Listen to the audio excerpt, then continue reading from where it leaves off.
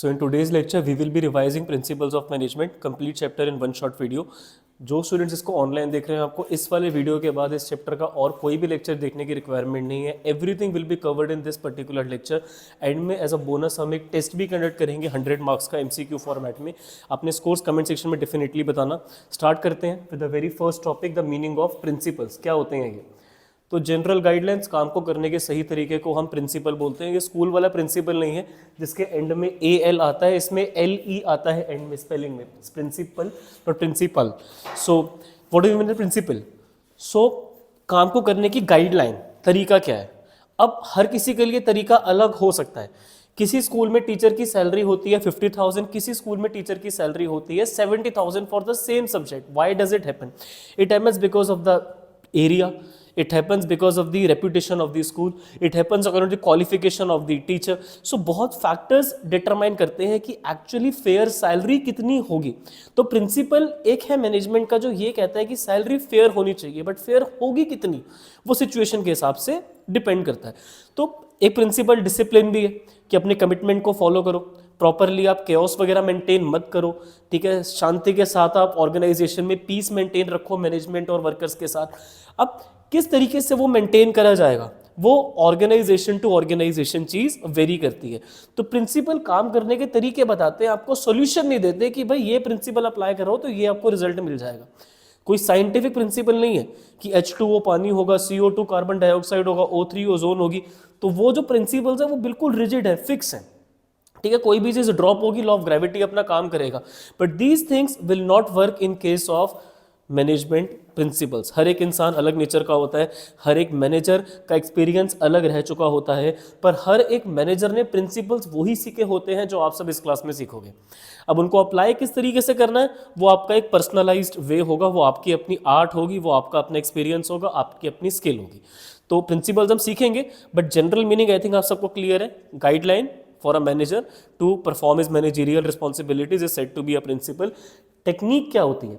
Technique होती है series of steps जो आप फॉलो करो तो आपको आपके गोल्स अचीव होने में आसानी रहेगी. अब जैसे आपको मैनेजमेंट करनी है अपनी फैक्ट्री के अंदर, अपनी कंपनी के अंदर, तो उसको करने के ना कुछ तरीके होते हैं. देखो जैसे कस्टमर होटल में आता है, ठीक है, खाना खाने के लिए, तो एक स्टैंडर्ड टाइम होना चाहिए कि जब वो बैठे डेस्क पे, ठीक है, जब वो बैठ रहे चेयर पे, तो उसको अल्टीमेटली कितने टाइम में वेटर आके ऑर्डर ले, कितने टाइम में शेफ उसको खाना बना के रेडी करके उसकी टेबल तक पहुंचवाए. तो इसका एक फिक्स टाइम होना चाहिए. अगर कभी आपको सर्विस मिल रही है 10 मिनट में और उसी सेम ऑर्डर के लिए अगली बार आपको टाइम लग रहा है 20 मिनट 25 मिनट, तो कंसिस्टेंसी खराब होने की वजह से कस्टमर का एक्सपीरियंस खराब हो सकता है, आगे जाके आपकी मार्केटिंग खराब हो सकती है. तो टेक्निक होनी चाहिए टाइम को लेके, मोशन को लेके, वर्कर्स कब टायर्ड हो जाते हैं, कब उनका रेस्ट इंटरवल होना चाहिए. तो ये सब चीज़ों के ऊपर स्टडी करो तो आप लॉन्ग टर्म में सक्सेसफुल हो सकते हो. अब टेक्निक दी है फ्रेडरिक विंसलो टेलर ने, जिनको शॉर्ट में हम FW टेलर भी बोलते हैं. प्रिंसिपल्स दिए हैं दोनों ने, FW टेलर ने और हेनरी फ्योल ने. ये दोनों जो टॉपिक्स हैं ये मैनेजमेंट की क्लासिकल थ्योरी में आते हैं, मतलब आज से बहुत सालों पहले. ये लेक्चर रिकॉर्ड हो रहा है 2025 में, और ये जो थ्योरी हम पढ़ रहे हैं ये 1900s की स्टार्टिंग में इन दोनों ने पब्लिश करी थी. अब इन दोनों की क्या क्वालिफिकेशन थी, किस कंट्री से ये बिलोंग करते थे, वो सब चीज़ें CVT पॉइंट ऑफ व्यू से इंपॉर्टेंट है. बोर्ड एग्जामिनेशन के लिए भी हमें पता होनी चाहिए, but not that important as compare to the actual principles and techniques that are in this chapter. So let's first discuss the features of these principles of management. मैंने जैसे बताया था पिछले वाले लेक्चर में, फीचर्स का एक नाम और होता है कैरेक्टरिस्टिक्स. दोनों का मतलब बिल्कुल सेम होता है. तो क्वेश्चन आ जाए चाहे फीचर्स के नाम से, क्वेश्चन आ जाए चाहे कैरेक्टरिस्टिक्स के नाम से, दोनों का मीनिंग बिल्कुल सेम होता है. तो क्या होते हैं इनके फीचर्स, कैरेक्टरिस्टिक्स? तो इसकी शॉर्ट फॉर्म में बताऊंगा ही, जिससे आप लोग इसको याद रख पाओ बाद में. पहले होते क्या है? Universal applicability. मैनेजमेंट के जो प्रिंसिपल्स होते हैं हर जगह अप्लाई करे जाते हैं. It could be a small organisation, it could be a big organisation. हमारी कोचिंग सेंटर में भी हर चीज़ हर जगह पर आपको मिलेगी. कहाँ पर अल्टीमेटली वाटर बॉटल है, कहाँ पे वाटर डिस्पेंसर रखा हुआ है, कौन सा कैबिन है, कहाँ पर आपको सीजर मिलेगी, कहाँ पर स्टेपलर मिलेगा, कहाँ पे आपको एग्जामिनेशन शीट्स मिलेंगी. तो वो सब चीज़ें आती हैं प्रिंसिपल ऑफ ऑर्डर के अंदर. तो ये हमारे कोचिंग सेंटर में फॉलो होती है. ये चीज़ें बेटा मैं अपने घर में भी फॉलो करता हूँ. कहाँ पे नेल कटर मिलेगा, कहाँ पे सीजर मिलेगी, ठीक है. अल्टीमेटली ये सब चीज़ों की एक प्लेस होनी चाहिए for a person, for things. ये प्रिंसिपल ऑफ ऑर्डर है. तो universally applicable principles of management हर जगह अप्लाई होते हैं, right. Next is general guideline. एक बहुत इंटरेस्टिंग बात एनसीईआरटी ऑथर्स ने यहाँ पे लिखी है कि मैनेजमेंट के प्रिंसिपल्स जनरल होते हैं, स्ट्रेट जैकेट सोल्यूशन नहीं है कि ठंड लग रही है जैकेट डाल ली तो ठंड रुक गई, नहीं। प्रॉब्लम आई, प्रिंसिपल लगाया, सोल्यूशन मिल गया, नहीं। ठंड में जैकेट आपकी ठंड को रोक सकती है, पर प्रॉब्लम में प्रिंसिपल आपकी प्रॉब्लम को सॉल्व कर देगा, कोई गारंटी नहीं है, जैसे जैकेट आपको गारंटी देती है। तो अल्टीमेटली सर प्रिंसिपल हम पढ़ क्यों रहे हैं? आपको गाइडलाइन तो मिल रही है ना, आपको रास्ता तो मिल रहा है ना। अगर आपको रास्ता ही नहीं पता होगा तो आप मंजिल तक कैसे पहुंचोगे? तो जब तक आपको प्रॉब्लम को कैसे सॉल्व करना है उसकी आपको डायरेक्शन नहीं पता होगी, तब तक आप वहां तक पहुंचोगे कैसे? तो वो जो गोल तक पहुंचने का जो रास्ता है, अगर आपके वर्कर्स टाइम पे नहीं आ रहे, डिसिप्लिन नहीं है, तो लगाओ उन पे फाइन, या लगाओ उन पे at the end of the month उनका अप्रेजल के टाइम पे प्रमोशन उनका आप थोड़े टाइम के लिए स्टे कर दो, लॉन्ग टाइम के लिए महीना 10 दिन रोक दो, तो इससे automatically they will start coming on time. तो ये प्रिंसिपल आपको डिसिप्लिन ये बताता है how you can ensure discipline in your organisation. Esprit de corps, अपनी टीम को आप हमेशा एड्रेस जब भी करो, मतलब टीम स्पिरिट होनी चाहिए। मैनेजर को वर्कर को ऐसे नहीं बोलना चाहिए कि कल हम नई मशीन लगा रहे हैं, जिन वर्कर्स को समझ में आया कंटिन्यू करो, जिनको नहीं समझ में आ रहा वो छोड़ के जा सकते हैं। Not like that, this is not the team work. इसमें मैनेजर अपना सोच रहा है, कंपनी का सोच रहा है, वर्कर के बारे में नहीं सोच रहा। उसको रैदर करना क्या चाहिए था, वर्कर्स को बैठ के समझाओ कि भाई जो नई मशीन है तुम्हारे भले के लिए है, हमारे कंपेटिटर्स उस मशीन पे शिफ्ट हो चुके हैं, अभी तक हम नहीं हुए हैं, तो इससे तुम्हारा ही फायदा है। ये वाला पॉइंट मैंने तब भी पढ़ाया था चैप्टर नंबर 1 में, जब मैंने पढ़ाया था management helps in dynamic environment. जब डायनामिक चेंजेस आपको लेकर आने होते हैं तो मैनेजमेंट की हेल्प से हम चेंजेस को इंट्रोड्यूस कर पाते हैं, क्योंकि वर्कर्स चेंजेस को रेजिस्ट करते हैं। तो मैनेजमेंट के प्रिंसिपल से जब टीम स्पिरिट आती है, जब मैनेजर ये बोलेगा कि अब से हम नई मशीन पे काम करेंगे, बाकी कंपनीज भी कर रही है तो हम इससे आगे बढ़ेंगे, तो ये जो वो पहले मैं कर रहा था, जब वो हम करके बोलेगा ना, तो उसी से काफ़ी इंपैक्ट क्रिएट होगा। तो ये प्रिंसिपल है जो ये कहता है कि जब भी मैनेजर अपनी टीम को एड्रेस करे तो आई जो वर्ड है should be replaced with we. इस बारे में हम डिटेल में बात करेंगे आगे। तो ये जनरल गाइडलाइन है, मतलब इस तरीके से काम करो तो काम बढ़िया होंगे। फिर formed by practice and experimentation. बेटा ना तो हेनरी फ्योल और ना तो एफ.डब्ल्यू. टेलर, इन दोनों ने बेटा सपनों में ये प्रिंसिपल देखे थे, इन लोगों ने बेटा एक्सपेरिमेंट करे, ऑब्जर्वेशन करी, बस प्रिंसिपल जो साइंस के बने वो बेटा लेबोरेटरीज में वो रिपीटेड एक्सपेरिमेंटेशन के बाद ही, टेस्टिंग के बाद कंट्रोल्ड कंडीशन में लिखे गए। बट मैनेजमेंट के जो प्रिंसिपल्स है they are more of experience, they are more of testing rather than laboratory में मतलब बनाए जाएं। इनको एक्सपीरियंस से इनको लोगों पे टेस्ट करके लिखा गया है by both F W. Taylor and Henry Fayol. तो साइंस की तरह इनकी जो टेस्टिंग है वो नहीं करी जाती, बट अल्टीमेटली जो मैनेजर्स की विजडम है, जो उनकी एक्सपीरियंस है, जो उनकी जानकारी है, उनकी नॉलेज है, तब जाके उन्होंने प्रिंसिपल्स को फॉर्म करा over repeated testing out. Next आता है जी बहुत ही इंपॉर्टेंट एक कैरेक्टरिस्टिक, फ्लेक्सिबल। और इसके बेसिस पे ना पिछले साल बोर्ड एग्जामिनेशन में क्वेश्चन ही पूछा गया था 2024 में। बेटा फ्लेक्सिबल का मतलब ये होता है कि प्रिंसिपल हर कंपनी अपने तरीके से लगाती है। अब जो मैंने अभी क्लास के शुरुआत में स्कूल के टीचर की सैलरी वाली बात बोली थी, वही क्वेश्चन आया था लास्ट ईयर कि डिफरेंट स्कूल्स में टीचर्स की सैलरी डिफरेंट है, तो उसमें कौन सा मैनेजमेंट का प्रिंसिपल अप्लाई हो रहा है, तो वो फ्लेक्सिबल है according to the qualification of teacher, according to the reputation of the school, according to the location of the school. आप रेम्यूनरेशन वाला प्रिंसिपल अप्लाई करोगे, कितनी रेम्यूनरेशन फेयर है वो डिटरमाइन करी जाती है according to the capability of the organisation and capability of the employ also. तो किस तरीके से, किस लेवल से अप्लाई करना है, तो वो हर जगह पर डिफरेंट होता है प्रिंसिपल का एप्लीकेशन। एक और एग्जाम्पल सुनो, डिवीजन ऑफ वर्क। सबसे पहला प्रिंसिपल जो हेनरी फ्योल सर की थ्योरी में लिखा गया है, ये प्रिंसिपल ये कहते हैं कि काम को डिवाइड करके चलो। सेल्स का काम अलग है, मार्केटिंग का काम अलग है, दोनों काम को इकट्ठा मत करो, डिवाइड करके चलो। पर सामने से अगर कोई स्टूडेंट मुझे बोले सर कोई स्टार्टअप है, कोई नई कंपनी है, बजट कम है, तो क्या उस कंपनी में एक ये दो काम एक जगह हो सकते हैं? मैं बोलूँगा बेटा शुरुआत में अगर बहुत मजबूरी है और फंड्स नहीं है तो कुछ पर्टिकुलर टाइम के लिए 6-8 महीने के लिए, 3-4 महीने के लिए एक्सेप्टेबल है, बट लॉन्ग टाइम में कंपनी जवाब दे जाएगी, कंपनी लॉन्ग टर्म में सर्वाइव नहीं कर पाएगी। बट अगर फाइनेंशियल इशू है तो चल जाएगा। अब सर आपने तो अपनी ही बात को कॉन्ट्रैक्ट कर दिया। बेटा छोटी ऑर्गेनाइजेशन जहां पर काम डिवाइड नहीं हो पा रहा, वहां पर आप सेम डिपार्टमेंट में लोग मल्टीपल कर लो, मतलब एक सेल का हेड कर दो, एक मार्केटिंग का कर, दोनों को आप एक डिपार्टमेंट में डाल दो ताकि आपकी सैलरी लिमिटेड जाए और आपका काम भी निकल जाए। बट जब ऑर्गेनाइजेशन का स्केल ग्रो होता है तो आपको 2 सेपरेट डिपार्टमेंट चाहिए होंगे। तो प्रिंसिपल वही है, division of work, but the way you are using it is different in smaller case and larger case. तो फ्लेक्सिबल है भाई, कहीं पे ज़्यादा कहीं पे कम, बट लगाना तो पड़ेगा। Next is mainly behavioural. काफ़ी बच्चों की ना इसको लैंग्वेज देख के समझ ही नहीं आता कि सर क्या लिखा हुआ है, हमें भाषा ही समझ नहीं आ रही और ये है क्या। बेटा ये जो प्रिंसिपल मैं बहुत देर से बोल रहा हूँ, ये मेनली किन के साथ रिलेट कर रहे हैं, इंसानों के साथ या चीज़ों के साथ? अब आप बोलोगे सर दोनों के साथ। क्योंकि चीजें भी लिमिटेड है कंपनी में और लोग जो काम करने आ रहे हैं वो भी लिमिटेड है। तो पर मेनली कौन? Humans. That is very good all of you. So management के जो प्रिंसिपल है वो लोगों का बिहेवियर इन्फ्लुएंस करना चाहते हैं, तो ये बिहेवियरल नेचर में। अब भाई लोगों को सैलरी फेयर दोगे तो उससे उनका बिहेवियर सही होगा? नहीं होगा। जब आप लोगों को फेयरली ट्रीट करोगे, प्रिंसिपल ऑफ इक्विटी, तो उससे उनका नेचर फेयर होगा या नहीं होगा टुवर्ड्स द ऑर्गेनाइजेशन। जब काम डिवाइड करके चलोगे तो उनके एफर्ट का उनको सही रिजल्ट मिलेगा या नहीं मिलेगा। जब टीम स्पिरिट के साथ काम करेंगे तो ओवरऑल रिजल्ट सही होगा या नहीं होगा। तो ये चीज़ें लोगों के साथ डील करती हैं। बट एक प्रिंसिपल ऑफ ऑर्डर जो मैं बोल रहा था, सही सामान सही जगह पे, तो वो थिंग्स के साथ डील करता है। तो मैं रिपीट करता हूं मैंने क्या बोला, कि जो ह्यूमंस है उनके बिहेवियर के लिए प्रिंसिपल मेनली है। इट इज नॉट दैट, ऐसा नहीं है कि थिंग्स के लिए ये अप्लाई नहीं होते, ऐसा नहीं है, बट मेन एम्फेसाइज किस पे डाला जा रहा है? ह्यूमंस पे। तो it's just a matter of emphasis कि जो मेन एम्फेसाइज हम रख रहे हैं वो किस पे रख रहे हैं? ह्यूमंस पे रख रहे हैं, नॉट एट दी थिंग्स। अब समझ में आइए लाइन क्या लिखी है, कि जो मेन प्रिंसिपल्स हम अप्लाई करेंगे वो ह्यूमन बींग्स के बिहेवियर से रिलेटेड है, and not that much emphasise is put on the things as much as we put the emphasise on the humans. बेटा चीजें फिक्स होती है, यहां रख दी अपनी जगह पे, सेट है। क्या इंसान ऐसे सेट हो सकता है? उसको बोलना पड़ेगा भाई ये तुम्हारा कैबिन है, तुम तभी यहाँ से उठोगे जब तुम्हें मतलब लंच ब्रेक है या तुम्हें अगर वॉशरूम जाना है, फिर तुम्हें किसी कम्युनिकेट करना है। तुम घूमने फिरने के लिए ऐसे तुम रोम अराउंड नहीं करोगे, तुम्हारा पार्क नहीं है, तुम्हारा घर नहीं है। तो ये चीज़ें एम्प्लॉय से क्लियर होनी चाहिए, स्पेशली उन लोगों के साथ जो बहुत ज़्यादा मतलब फ्री आउट होना चाहते हैं ऑर्गेनाइजेशन के अंदर, कि कहीं भी घूम फिर रहे हैं। सो ये चीज़ें क्लियर आउट होनी चाहिए कि मोर ओवर प्रिंसिपल्स दोनों को ही बहुत सही डायरेक्शन में ऑप्टिमम तरीके से यूज करने में हमारी हेल्प करते हैं, ह्यूमन को भी और मटेरियल को भी, गोल्स को अचीव करने के लिए। लोग भी लिमिटेड है और जो हमारे पास सामान है, पैसे हैं, वो भी लिमिटेड है।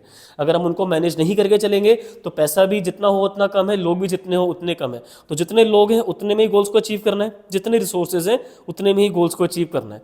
तो लोगों का बिहेवियर कंपनी के लिए पॉजिटिव होना चाहिए, उनके इंटरेस्ट से पहले कंपनी का इंटरेस्ट है, ठीक है। और सैलरी उनको फेयर दी जाए, ये कंपनी की रिस्पॉन्सिबिलिटी है। काम उन लोगों में सही तरीके से डिवाइडेड हो, ये कंपनी की रिस्पॉन्सिबिलिटी है। तो लोगों के बिहेवियर को जब तक आप संभालोगे नहीं, तब तक आपके गोल्स अचीव होने में आपको दिक्कत परेशानियां रहेंगी। अगली बात, कॉज एंड इफेक्ट रिलेशनशिप। बेटा कि जो प्रिंसिपल की हम पूरी कहानी पढ़ रहे हैं, ये हम क्यों पढ़ रहे हैं? क्योंकि कॉज हमने लगाया प्रिंसिपल, उसका इफेक्ट हम एश्योर एक लिमिट तक कर सकते हैं, पर कोई गारंटी नहीं हो सकती कि भाई हमें पता है कि H2O पानी ही बनेगा, हमें पता है कि CO2 कार्बन डाइऑक्साइड बनेगा, बट हम ये नहीं कह सकते कि काम को डिवाइड करने से रिजल्ट हमेशा अच्छा आएगा। हो सकता है कि एक बंदा अपना काम सही से कर रहा है पर दूसरा बंदा उतने सही से काम नहीं कर रहा। अब चाहते थे कॉज कि काम डिवाइड हो ताकि उसका इफेक्ट आए स्पेशलाइजेशन की, लोग अपना अपना काम कर रहे हैं और उससे रिजल्ट बढ़िया आ रहे, गलतियां कम हो रही हैं। बट क्या पता जिसको आपने काम दिया फाइनेंस का, वो अकाउंटिंग ठीक तरीके से नहीं कर रहा, कॉस्टिंग सही तरीके से नहीं कर रहा, या बजटिंग सही से नहीं कर रहा, व्हाट्सोएवर, तो इफेक्ट हो सकता है गलत आए। और हो सकता है कि पहले जो फाइनेंस का काम सपोज करते हैं सेल्स वाला कर रहा था, उससे आपको रिजल्ट बेटर आ रहा था, होने को कुछ भी हो सकता है, बट H2O पानी में रहेगा, ये आप सब भी अग्री करोगे मेरी इस बात से। But cause and effect principles of management में इस तरीके से प्रेडिक्ट करना मुश्किल है कि आपने एक प्रिंसिपल लगाया और उसका इफेक्ट हमेशा सही आएगा। It can not be guaranteed as such. Contingent, बेटा depends upon the situation principle apply करा जाएगा। अब अगर लेट्स सपोज कि आपके जो वर्कर्स हैं वो ऑर्गेनाइजेशन में लंबे टाइम के लिए नहीं टिक रहे, उनको मजा नहीं आ रहा, वो कह रहे डेवलपमेंट ही नहीं हो रही, ग्रोथ ही नहीं हो रही, या तो एक ही काम बार बार करवाते जा रहे हैं, और लोग आपकी कंपनी में रेजिग्नेशन लेटर देके किसी और कंपनी को ज्वाइन करते चले जाते। तो ये सिचुएशन आ गई एक नया प्रिंसिपल लगाने की, स्टेबिलिटी ऑफ पर्सनल। अपने स्टाफ को स्टेबल करो। कैसे उनको स्टेबल करोगे? रेगुलरली उनके लिए ट्रेनिंग एंड डेवलपमेंट के कुछ प्रोग्राम्स ऑर्गेनाइज करो, या फिर अल्टीमेटली जो इनिशिएटिव ले उसके लिए कुछ आप रिवॉर्ड सिस्टम रखो, जिससे अल्टीमेटली क्या होगा कि वो ऑर्गेनाइजेशन में स्टेबल रहेंगे। आपका टर्नओवर एम्प्लॉइज का कम होगा, टर्नओवर कम से कम रखो, वरना फिर नए लोगों के लिए पहले ऐड दो, फिर वो अप्लाई करेंगे, फिर उनका इंटरव्यू लो, फिर उनके टेस्ट लो, फिर उनका मेडिकल टेस्ट करो, फिर उनको जॉब ऑफर करो, कॉन्ट्रैक्ट बहुत लंबा काम हो जाता है। तो एम्प्लॉइज को स्टेबल रखने के लिए तो depending upon the situation principle लगाया जाता है। बेटा कॉन्टिंजेंट में फ्लेक्सिबल में कंफ्यूज मत हो जाना। फ्लेक्सिबल होता है प्रिंसिपल को मॉडिफाई कैसे करा जा रहा है, वो प्रिंसिपल ऑलरेडी है, उसको अब लगा किस तरीके से रहे हो, मॉडिफाई किस तरीके से कर रहे हो, तो वो फ्लेक्सिबिलिटी है। कोई प्रिंसिपल जो आज से पहले शायद नहीं था, वो सिचुएशन आने पर आपको लगाना पड़ रहा है, तो वो कॉन्टिंजेंट की बात है। अब इसको हम याद कैसे करेंगे, एक शॉर्ट फॉर्म बता रहा हूँ, PM फ्लेक्सिबल UGC। जैसे आप लोगों के जो स्कूल्स हैं वो CBSE से एफिलिएटेड है, central board of secondary education if I am not wrong, और आपका जो कॉलेज होगा, मोस्ट ऑफ दी जो यूनिवर्सिटीज़ हैं वो यूनिवर्सिटी ग्रांट्स कमीशन से एफिलिएटेड होती हैं, तो उससे मैंने ये शॉर्ट फॉर्म बना रखी है। पीएम तो प्राइम मिनिस्टर हम लोग जानते हैं, फ्लेक्सिबल यूजीसी, कोई आपस में लिंक नहीं है। कोई और शॉर्ट फॉर्म बनानी है मैं आप लोगों के ऊपर छोड़ रहा हूँ, बनाओ, मुझे कोई दिक्कत नहीं है। एक ये शॉर्ट फॉर्म है पीएम फ्लेक्सिबल यूजीसी। बेटा पी से प्रैक्टिस एंड एक्सपेरिमेंटेशन से प्रिंसिपल बने, एम से मेनली बिहेवियरल, फ्लेक्सिबल तो पूरा नाम ही आ गया, फिर यू से हमने करा था यूनिवर्सली एप्लीकेबल, सबसे पहला जो करा था हमने, ठीक है। फिर जनरल गाइडलाइंस दूसरे नंबर पे था, कॉन्टिंजेंट आखिरी नंबर पे था। तो ये एक शॉर्ट फॉर्म जिससे आप मैनेजमेंट के प्रिंसिपल्स के क्या फीचर्स, कैरेक्टरिस्टिक्स को याद कर सकते हो। अब आती है इंपॉर्टेंस प्रिंसिपल्स ऑफ मैनेजमेंट की, टॉप एसएमएस इसकी शॉर्ट फॉर्म है। सबसे पहली जो इंपॉर्टेंस है कि हम ये सब क्यों पढ़ रहे हैं, providing managers with useful insights into reality. Manager जब सोचता है कि मैं लोगों को फेयरली ट्रीट करूं, तो क्या वो ये एक्सपेक्ट नहीं करता कि उसके वर्कर्स भी उसको फेयरली ट्रीट करेंगे। तो दिस इज वाई प्रिंसिपल को अप्लाई करने से एक इनसाइट, एक फ्यूचर की इमेज उसकी आंखों के सामने आती है कि जब मैं ये प्रिंसिपल लगाऊंगा तो मुझे सामने से कैसा रिस्पॉन्स मिलेगा। जब मैं डिसिप्लिन इंश्योर करूंगा, अपनी कमिटमेंट पे रहूंगा, तो वर्कर्स मेरे साथ और मेरी कंपनी के टूवर्ड्स पॉजिटिव रहेंगे। तो ये थोड़ा सा मेनली बिहेवियरल से मिलता जुलता एक इंपॉर्टेंस है कि अगर आप लोगों का बिहेवियर पॉजिटिव रखना चाहते हो तो प्रिंसिपल को सही तरीके से अप्लाई करो। इससे क्या होगा, मैनेजर को फ्यूचर की इनसाइट मिलेगी कि भाई फ्यूचर में मुझे ये रिजल्ट अच्छा मिलेगा। अगर मैं प्रिंसिपल आज लगाऊंगा तो मुझे फ्यूचर में उसका रिस्पॉन्स कैसा आएगा, उसको फ्यूचर दिख जाता है थोड़ा बहुत, बट गारंटी नहीं मिलती, मैं रिपीट कर रहा हूँ बार बार। ऑप्टिमम यूज ऑफ रिसोर्सेज, बेटा पैसा लिमिटेड है, लोग लिमिटेड है, सही तरीके से अगर आपको उनको यूज़ करना है तो पहले प्रिंसिपल तो लगाओ, हर चीज़ अपनी जगह पर होनी ज़रूरी है, ठीक है। और एम्प्लॉयज़ स्टेबल रहे वो ज़रूरी है, वरना खर्चे करते रहो एडवर्टीजमेंट के और फिर आपको रिस्पॉन्स आने में टाइम लगेगा, फिर उनको ट्रेनिंग दो, फिर उनको थोड़े टाइम बाद सेटल होने में टाइम दो। तो रिसोर्सेज को सही यूज़ करना तो प्रिंसिपल को लगाओ, principal of order, division of work, stability of personnel, remuneration, equity को सब लगाओ, तब जाके आपके जो रिसोर्सेज है वो ऑप्टिमम तरीके से यूटिलाइज हो पाएंगे ताकि आप उनका मैक्सिमम बेनिफिट ले पाओ कम से कम कॉस्ट में। Scientific decision, Frederick Winslow Taylor, FW Taylor ने जो भी प्रिंसिपल दिए हैं वो सारे साइंटिफिक मैनेजमेंट से ही रिलेटेड है। बेटा प्रिंसिपल्स ऑफ मैनेजमेंट जो एफडब्ल्यू टेलर सर ने दी है वो पूरा का पूरा एम्फेसाइज करते हैं साइंस पे, कि आप जो भी फैसला लो वो साइंटिफिकली लो, इन शॉर्ट सब हिसाब किताब कैलकुलेशन करके लो। कोई भी फैसला हिट एंड ट्रायल पे नहीं होना चाहिए, चलो ऐसा करके देख लेते हैं। वो मैनेजर से बेवकूफ़ मैनेजर कोई नहीं है, उस मैनेजर से इनएक्सपीरियंस मैनेजर कोई नहीं है जो खाली सोते सोते या फिर बिना कैलकुलेशन के कोई भी डिसीजन ले ले।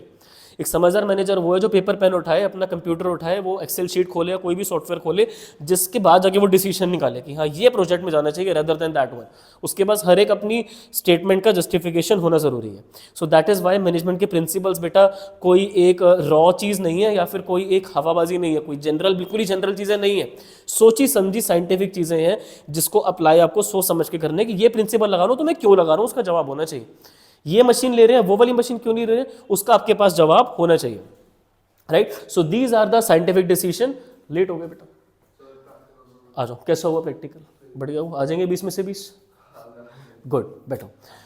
अभी हमने प्रिंसिपल से शुरू नहीं करे, अभी हमने खाली फीचर्स ही करे थे, and right now we are doing the importance of principles of management. So scientific decisions, तो साइंटिफिक डिसीजंस प्रिंसिपल्स आपको हेल्प करते हैं सही लेने के लिए, क्योंकि अगर आप प्रिंसिपल्स को ऐसे देखो कि खाली ये जनरल गाइडलाइंस है तो वो बात कहीं ना कहीं ठीक है अगर हम हेनरी फ्योल के प्रिंसिपल की तरफ देखें तो, बट जो एफडब्ल्यू टेलर ने प्रिंसिपल्स दिए हैं वो कंप्लीट फोकस करते हैं कि कोई भी डिसीजन जो मैनेजर लेगा उसके पीछे प्रॉपर साइंस इन्वॉल्व होनी चाहिए, उसके जो डिसीजंस होंगे उसके पीछे कैलकुलेशंस इन्वॉल्व होनी चाहिए ताकि वो जस्टिफाई कर पाए कि मेरे इस स्टेटमेंट का रीज़न क्या है। फाइन, अगर वो अल्टीमेटली एक मैन्युफैक्चरिंग प्लांट है जहां पर गाड़ियां असेंबल होती हैं, तो भाई सबसे पहला स्टेप नंबर 1 क्या होगा, स्टेप नंबर 2 क्या होगा, स्टेप नंबर 3 क्या हो गया, उसके पीछे एक प्रॉपर रीजन होना चाहिए। जिस पैटर्न से मारुति कंपनी में कार मैन्युफैक्चर होती है, मारुति सुजुकी में, उस सेम पैटर्न से होंडा में मैन्युफैक्चर नहीं हो रही हैं कार्स, उस सेम पैटर्न से बीएमडब्ल्यू में मैन्युफैक्चर नहीं हो रही हैं। सबकी जो साइंटिफिक स्टडी है वो अलग अलग उनको मतलब कंक्लूजन देती है कार्स को असेंबल करने के लिए, तो जो उनको बेस्ट लगता है वो पैटर्न फॉलो करते हैं। Fine. Next importance of studying these principles of management is meeting changing environment requirements. According to the requirements आपको principles को काफी बार change करना पड़ सकता है।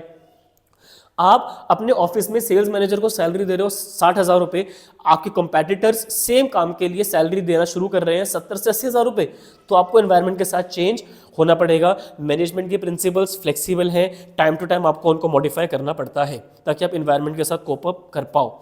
आपको अपनी टीम स्पिरिट मेंटेन करने के लिए नई टेक्नोलॉजी मशीन लेके आनी पड़ेगी, नया सॉफ्टवेयर अपनी कंपनी में लेकर आना पड़ेगा। इसके लिए आपको प्रिंसिपल लगाना पड़ेगा, स्पिरिट द कॉर्प्स, जिसको हम बोलते हैं यूनिटी इज स्ट्रेंथ। आपको मल्टीपल बॉस नहीं रखने हैं, एक डिपार्टमेंट में बॉस खाली एक होना चाहिए ताकि वो जो बोले वैसा हो जाए, नहीं तो कंफ्यूजन होगी, केओस होगा, ऑर्डर लाइन मेंटेन नहीं हो पाएंगी। यूनिटी ऑफ कमांड प्रिंसिपल ये कहता है। तो जैसी चेंजेस, जैसी इन्वायरमेंट की कंडीशन, वैसे आपको प्रिंसिपल अप्लाई करना है। फुलफिलिंग सोशल रिस्पॉन्सिबिलिटी, अगर आप लोगों को सैलरीज फेयर दे रहे हो, अगर आप लोगों को फेयर तरीके के साथ ट्रीट कर रहे हो, अगर आप एज अ टीम चल रहे हो, तो क्या आप सोसाइटी के लिए अपनी रिस्पॉन्सिबिलिटीज़ पूरी नहीं कर रहे हो? बिल्कुल कर रहे हो। लोगों को फेयर तरीके के साथ ट्रीट करना, लोगों को सैलरीज बेटा जी फेयर देना, ठीक है, और लोगों को काम डिवाइड करके रखना, उनको बर्डन अप नहीं कर देना। With all this principle you are fulfilling your social responsibility. तो प्रिंसिपल्स आपको सोशल रिस्पॉन्सिबिलिटी को पूरा करने के लिए भी बोलते हैं। And then is management training education, the last importance है बेटा। चाहे BBA पढ़ो, MBA पढ़ो, BCom पढ़ो, BCom ऑनर्स, CA, ये प्रिंसिपल जो हम पढ़ने वाले हैं ना, वो आपको पीछा नहीं छोड़ेंगे। ये एक मैनेजमेंट की फाउंडेशन है, ये एक मैनेजमेंट का कोर सब्जेक्ट है प्रिंसिपल्स, जिसके बाद जाके आगे थ्योरी फिर शुरू होती है प्रॉपर मैनेजमेंट की। जब तक एक मैनेजर को पता ही नहीं होगा कि यार मुझे डिसिप्लिन से काम करवाना है, मुझे ऑर्डर लाइन मेंटेन करनी है, मुझे टीम स्पिरिट मेंटेन करनी है, तब तक वो ढंग से मैनेजमेंट कैसे करेगा? तो ढंग से मैनेजमेंट करने के लिए उसको पहले प्रिंसिपल्स की जानकारी होनी चाहिए। फिर चाहे वो किसी भी लेवल पे मैनेजमेंट के प्रिंसिपल्स पढ़ ले, चाहे BBA पे, MBA पे, उसको जानकारी होनी प्रिंसिपल्स की बहुत ज़्यादा जरूरी है। तो ये मैनेजमेंट के प्रिंसिपल्स की इंपॉर्टेंस है। आइए शॉर्ट फॉर्म में इसको समझ लेते हैं। टॉप SMS, सबसे पहले बेटा ट्रेनिंग, एजुकेशन, रिसर्च में मैनेजमेंट के प्रिंसिपल जरूरी है। फिर ऑप्टिमम तरीके से रिसोर्सेज को यूज़ करवाने के लिए प्रिंसिपल्स ऑफ मैनेजमेंट की जानकारी होना आप लोगों के लिए ज़रूरी है। फिर बेटा आपका P से आ जाता है अल्टीमेटली, जो ये मैनेजमेंट के प्रिंसिपल्स हैं, ये मैनेजर को प्रोवाइड करते हैं with future insights into reality. आने वाले टाइम में प्रिंसिपल को लगा के क्या एडवांटेज मैनेजर को मिल सकता है, तो एडवांटेज को पहले से प्रेडिक्ट करने के लिए उसको प्रिंसिपल के बारे में सोचना पड़ता है, एंड देन अकॉर्डिंगली वो प्रिंसिपल को अप्लाई करते हैं। फिर बेटा इसमें 2 S हैं बेटा, एक S तो है साइंटिफिक डिसीजन का और दूसरा है सोशल रिस्पॉन्सिबिलिटी का। मैनेजमेंट के जो प्रिंसिपल्स हैं वो आपको एनकरेज करते हैं कि आप अपनी रिस्पॉन्सिबिलिटी सोसाइटी के टुवर्ड्स, कि लोगों को फेयर तरीके से ट्रीट करना है, नॉल फुलफिल करो और साइंटिफिक तरीके से फैसले लो rather than hit and trial. फिर बेटा M से क्या था, क्या किसी बच्चे को याद है? Meeting changing environment requirements. So environment में जो चेंजेस आ रहे हैं, अकॉर्डिंगली प्रिंसिपल फ्लेक्सिबल है, आप उनको मॉडिफाई कर सकते हो। इसी रीजन की वजह से मैनेजमेंट के प्रिंसिपल्स आप लोगों के लिए पढ़ने जरूरी है। तो बेटा जी शुरू करेंगे बिना टाइम वेस्ट कर। तो हेनरी फ्यूल जी थे mining engineer and FW Taylor was a mechanical engineer. इसको हम याद कैसे रखेंगे बेटा? वोवल्स को हमने कैसे याद रखा हुआ है? AEIOU, तो E के बाद क्या आ जाता है? I आता है, राइट। सो हेनरी फ्यूल सर की स्पेलिंग जो है उसमें E के बाद क्या याद रख लो? I से याद रख लो माइनिंग, यहाँ पर भी I है और माइनिंग में भी I है। So Henry Fayol was a mining engineer. Whereas FW Taylor के बारे में जब हम स्टडी करेंगे, so he was a mechanical engineer. तो बेटा इनका जो प्रोफेशन था, he was a mechanical engineer. तो अल्टीमेटली आप MM तो दोनों में कॉमन है। So he was also a mining engineer and he was a mechanical engineer, दोनों थे। बट हेनरी फ्यूल के बारे में जब हम प्रोफेशन देखते हैं तो E आता है ना उनकी स्पेलिंग में, तो E के बाद वॉवल्स में I आता है, तो आप वहां से याद रख लो mining, right. And FW Taylor was a mechanical engineer. तो बेटा जी सबसे पहली बात तो ये कि इनके जो प्रिंसिपल्स हैं, they are not based upon the scientific theory but on the general theory. They have not given the principles for scientific or a factory system of management, but rather they have given the principles for general management. Let it be top level, let it be middle or bottom, her level of management पे इनके जो principles है वो apply करे जाते हैं।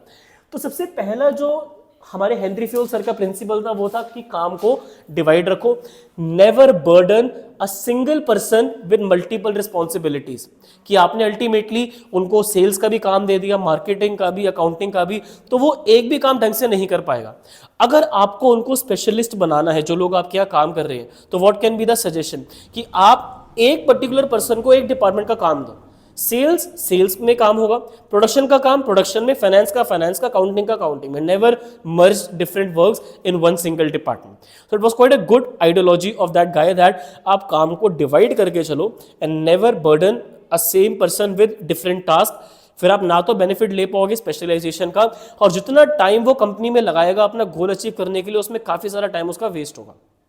सो what I am trying to tell, effort वो करेगा, बट उस एफर्ट का अगर आपको एडवांटेज लेना है तो उसको लिमिटेड काम दो, और बाकी जो एक्टिविटीज से उनको बर्डन अप कर रहे हो वो टास्क आप डिफरेंट लोगों को दो।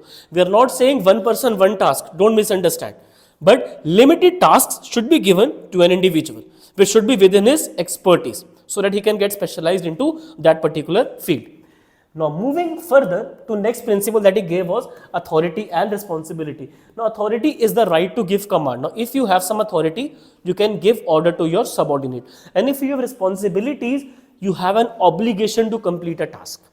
अगर आपकी बेटा रिस्पॉन्सिबिलिटी है कि आपको ये काम करना, तो आप ऑब्लिगेट हो गए हो कि अब आपको अपने बॉस को वो काम करके सबमिट करना है within given time period. तो listen to me very very carefully, authority और रिस्पॉन्सिबिलिटी में बैलेंस होना बहुत ज़्यादा जरूरी है। फाइनेंस मैनेजर ने प्रोडक्शन मैनेजर को दिए 20,000 रुपये, जाके मार्केट से रॉ मटेरियल लेकर आओ, हमें प्रोडक्शन चालू करनी है। ठीक है, फाइनेंस मैनेजर ने पैसे दिए, रिपीट कर रहा हूं किसको, प्रोडक्शन मैनेजर को, कि हमारी कंपनी में मटेरियल खत्म हो रहा है, आपके डिपार्टमेंट में प्रोडक्शन कंटिन्यू रहनी चाहिए, तो आप 20,000 रुपीज का बजट पकड़ो जो पिछले 2-3 महीने से चल रहा है, और आप जाके रॉ मटेरियल लेकर आओ। क्या करा प्रोडक्शन मैनेजर ने, ये काम डेलीगेट कर दिया अपने जूनियर को, असिस्टेंट को, कि मुझे तो आज अपने जरा एंट्रीज वगैरह चेक करनी है, मैं थोड़ा सा ऑक्यूपाइड हूं, मुझे वर्कर्स को भी सुपरवाइज करना है, कल परसों से ये काम ढंग से नहीं कर रहे हैं, तो it's a request from my part कि आप जाके मार्केट से सामान लेकर आ जाओ। Now I will assume 3 cases. Case number 1, market में जो रॉ मटेरियल है वो 20,000 से ज्यादा का है। केस नंबर 2, जो रॉ मटेरियल है वो 20,000 से कम का है। Case number 3, raw material exactly 20,000 का। ओके, केस नंबर 1, जब रॉ मटेरियल 20,000 से ज्यादा का है, तो क्या बेचारा असिस्टेंट अपनी रिस्पॉन्सिबिलिटी पूरी कर पाएगा? नहीं कर पाएगा, क्योंकि सामान जो है वो 20,000 से कॉस्टिंग ज्यादा की कर रहा है। तो अगर उसके पास इतनी अथॉरिटी ही नहीं है तो वो अपना काम पूरा नहीं कर पाएगा। If you want me to explain in a written format I can. So let's assume authority यहां पर है, रिस्पॉन्सिबिलिटी यहां पर है, और मैंने 3 केसेस लिए थे बेटा, केस नंबर 1, केस नंबर 2 और केस नंबर 3। और मैं यहां पर अब क्या लिखना चाहूंगा, उसको अथॉरिटी कितनी दी गई है बेटा, तीनों ही केसेस में अथॉरिटी कितने अमाउंट की है उसके पास, 20,000 की उसके पास अथॉरिटी है। ठीक है, किसके पास, assistant production manager has authority to spend how much on the raw material, 20,000। But what is the case number 1? The cost of raw material is actually above 20,000, that is 22 let's suppose। उसकी जो costing है वो उसके authority से ज्यादा है, तो क्या वो अपनी रिस्पॉन्सिबिलिटी पूरी कर पाएगा? नहीं कर पाएगा। अब इस सिचुएशन में क्योंकि क्या हो रहा है, उसकी जो रिस्पॉन्सिबिलिटी है बेचारे की वो है कि वो काम करे, पर क्या आपने उसको इतनी अथॉरिटी दी? नहीं दी। तो इस सिचुएशन में क्या मैं कह सकता हूं कि इस responsibility is kind of more as compare to his authority. His responsibility is to complete the work, पर बेटा वो रिस्पॉन्सिबिलिटी को तभी पूरा कर पाएगा ना जब उसकी जेब में कितने पैसे होते, तो 22,000 रुपए उसको खर्च करने पड़ेंगे, बट है कितने बेचारे के पास, 20,000। तो इस केस में क्योंकि रिस्पॉन्सिबिलिटी ज्यादा है तो काम पूरा ही नहीं हो पाएगा। केस नंबर 2, केस नंबर 2 में जो कॉस्ट है सपोज करते हैं वो कम है 18,000 रुपए, तो बेटा उसकी रिस्पॉन्सिबिलिटी है कि वो काम पूरा करे सिर्फ कितने पैसों में, 18। बेटा आपने उसको अथॉरिटी इतनी ज्यादा दे दी, अब वो उसका मिसयूज कर सकता है, हाँ या ना, रिस्पॉन्सिबिलिटी वो पूरी करेगा, बट जो एक्स्ट्रा 2,000 रुपए बचेंगे, क्या मैं बोल सकता हूं कि वो उस पैसे का कहीं ना कहीं मिसयूज कर सकता है? ठीक है, जाके वो एंट्री दिखा देगा 20,000 की, दुकानदार से सेटिंग कर ले या कुछ ना कुछ करके वो हो सकता है कि कर ले अपनी बातचीत, एंड एज अ रिजल्ट वो कंपनी के साथ फ्रॉड करे। तीसरा केस, जब कॉस्ट ही कितनी आ रही है 20,000, तो बेटा यहां पे जो उसकी रिस्पॉन्सिबिलिटी और अथॉरिटी दोनों के दोनों बराबर है। तो ये वो प्रिंसिपल है जो ये कहता है कि आप अथॉरिटी और रिस्पॉन्सिबिलिटी में क्या मेंटेन करके चलो, बैलेंस, कि जो उसकी ऑब्लिगेशन है काम पूरा करने की वो भी पूरी हो जाए, और जो उसकी अथॉरिटी आपने जितनी उसको दी है उतने में वो उसको पूरा कर ले। आप एट द सेम टाइम उसको ज्यादा पैसे भी मत दो कि वो काम अल्टीमेटली वो मिसयूज करे उस पैसे का। ठीक है, आपने उसको दिए 20 पर सामान आएगा 18 में, तो वो मिसयूज कर जाएगा। तो आप पहले दुकान वाले से पूछ के रखो कि भैया सामान कितने का है, अकॉर्डिंगली आप बजट बनाओ। Is it understood? So this is the principle of authority and responsibility. There is one more example in NCERT book that I would like to add for a better clarity. Let's suppose कि एक deal होनी है 50 करोड़ की, पर जिस client के साथ deal होनी है वो क्रेडिट पीरियड मांग रहा है, मतलब कि कुछ दिन का समय मांग रहा है, 60 दिन का, मतलब कि अप्रोक्सीमेटली 2 महीने का वो समय मांग रहा है। पर जो अथॉरिटी दी गई है सेल्समैन को डील करने के लिए, उसको बेटा अथॉरिटी दी गई है कि वो कितना टाइम सैंक्शन कर पाए, और गैप बेटा कितने दिन का आ रहा है, 40 डेज। उसकी रिस्पॉन्सिबिलिटी है कि डील हो जाए, पर क्या वो इतने अथॉरिटी में अपनी रिस्पॉन्सिबिलिटी पूरी कर पाएगा? बेचारा नहीं कर पाएगा, क्योंकि उसकी अथॉरिटी यहाँ पर कम है बट उसकी रिस्पॉन्सिबिलिटी ज़्यादा है। उसको कितना टाइम अलाउ कर देना चाहिए इस केस में? 60 डेज का, कि चल इस पर्टिकुलर डील के लिए जो कि हमारी इतने ज़्यादा करोड़ में होने वाली है, तो 60 दिन का टाइम दे रहे ताकि डील हमारी क्रैक हो जाए, but only after checking the credit worthiness of the client, कि भाई वो पे बैक कर भी पाएगा या नहीं कर पाएगा। ऐसे सबको नहीं दे सकते ना हम क्रेडिट इन द लंबे टाइम के लिए, तो इतना क्रेडिट ठीक है चलो, बट ऐसा भी नहीं कि अगली डील के लिए उसको हमने बोल दिया कि तू 100 दिन तक का क्रेडिट दे दियो, 3 महीने तक का और 10 दिन एक्स्ट्रा ऊपर। तो जब उसको 40 डेज का टाइम है तो इस केस के लिए एक्सेप्शनल केस अलाउ कर दिया जाए, but for over and above situation जो आगे चल के होंगी उसको आप मैक्सिमम इतना अलाउ कर दो, 50 दिन कर दो, बट 100 दिन का क्रेडिट तक नहीं देना। तो उसमें क्या होगा, वो मिसयूज करेगा, वो अपना टारगेट पूरा करने के चक्कर में हर क्लाइंट को जिस 100 दिन का टाइम है आप आज ले जाओ, पेमेंट आप कर देना 100 दिन के बाद, तो वो मिसयूज करेगा, है या ना? बेटा बात समझ आ रही है? तो उसको अब टाइम इतना ही दो जितनी जरूरत है। आप उसको अगर 40 दिन कम पड़ रहे हैं तो 50 दिन कर दो, या मैक्स टू मैक्स 60 दिन कर दो, उसके लिए आगे के ट्रांजेक्शन के लिए भी चलेगा, बट 100 दिन कर देना आगे के लिए इज नॉट जस्टिफाइड। सो मैंने आपको 2 एग्जाम्पल से कोशिश करी है समझाने की। प्रिंसिपल अथॉरिटी होती है क्या? Right to give command. Responsibility होती है obligation to complete the task. There should be a parity और अ balance between these two. Parity मतलब होता है बैलेंस, तो ठीक है, ऑथर्स ने यहाँ पे पैरिटी वर्ड का इस्तेमाल करा है बैलेंस के लिए, तो दोनों का मतलब सेम होना चाहिए। ठीक है सर, आगे चलते हैं। मैंने कहा ठीक है जी, आगे चलते हैं। डिसिप्लिन सुन के बच्चों को लगता है कि शांति रहनी चाहिए, डेकोरम मेंटेन होना चाहिए। बेटा डिसिप्लिन जो हेनरी फ्योल जी का मतलब था ना अपने टर्म्स में, वो था कमिटमेंट, अपनी बात पे टिको। उनका मतलब ये था कि अगर मैनेजर्स ने वर्कर्स को बोला कि तुम्हें बोनस देंगे, तुम एक्स्ट्रा आवर्स के लिए काम करो, वर्कर्स ने 1 हफ्ता अपना टाइम दिया एक्स्ट्रा, तो बेटा हफ्ते के बाद उनको उसका बोनस मिलना चाहिए। इस सिचुएशन को हम बोलते हैं डिसिप्लिन। तो अल्टीमेटली जो रूल्स एंड रेगुलेशन कंपनी में सेट करे गए हैं वो बहुत ज़्यादा जरूरी, सबके लिए फेयर होने चाहिए, कि भाई बॉस के लिए जो रूल्स हैं वही रूल्स जूनियर्स के लिए भी वैलिड है। अगर जूनियर्स कभी लेट आ रहे हैं तो अगर उनकी सैलरी डिडक्ट हो रही है तो same should be done for the boss as well. अगर वो भी लेट आ रहे हैं तो उनके साथ भी सेम होना चाहिए। तो that is what is written over here, कि अगर एक्स्ट्रा आवर्स के लिए वर्कर्स रेडी है काम करने के लिए और पेमेंट अगर वो बोल रहे हैं हमें चलो नहीं चाहिए, तो क्या मैनेजर को उनसे काम करवाना चाहिए बिना एक्स्ट्रा पेमेंट के? तो बेटा वो डिसिप्लिन नहीं है, वो वहाँ उनकी बेटा एक पर्सनल इंटरेस्ट ज़्यादा आ रहा है, तो उनको क्लेम करना चाहिए कि इन रिटर्न हम तुम्हें पैसा देंगे, तुम्हारी वेजेस बढ़ाएंगे अगर तुम हमारा टारगेट पूरा करके दे देते हो। तो अपनी कमिटमेंट, मैं बार बार जब भी ये प्रिंसिपल बताता हूँ तो मैं इसी वर्ड पे ज़्यादा पुट डालता हूँ एम्फेसाइज, कि कमिटमेंट अगर पूरी हो रही है तो आप डिसिप्लिन कंपनी में मेंटेन कर रहे हो। चलो आगे बेटा, यूनिटी ऑफ कमांड। ऑर्डर आएगा तो एक बॉस से आएगा, 2-3 लोग मिलकर आपके सर पे नहीं खड़े होंगे कि आप ऐसे करो आप ऐसे करो। तो only 1 boss for 1 junior, 1 subordinate 1 superior.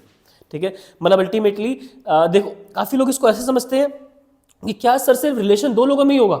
बेटा जूनियर तो कितने मर्जी हो, ठीक है, पर ऑर्डर खाली उनको एक बंदा देगा। अच्छा एक क्वेश्चन इस पे ना और बन जाता है, मैं बताता हूँ क्या बनता है, जरा यहाँ पे देखेंगे।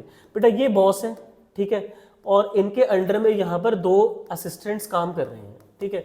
यहाँ पर ये बॉस हैं और यहाँ पर इनके अंडर में 4 लोग काम कर रहे हैं।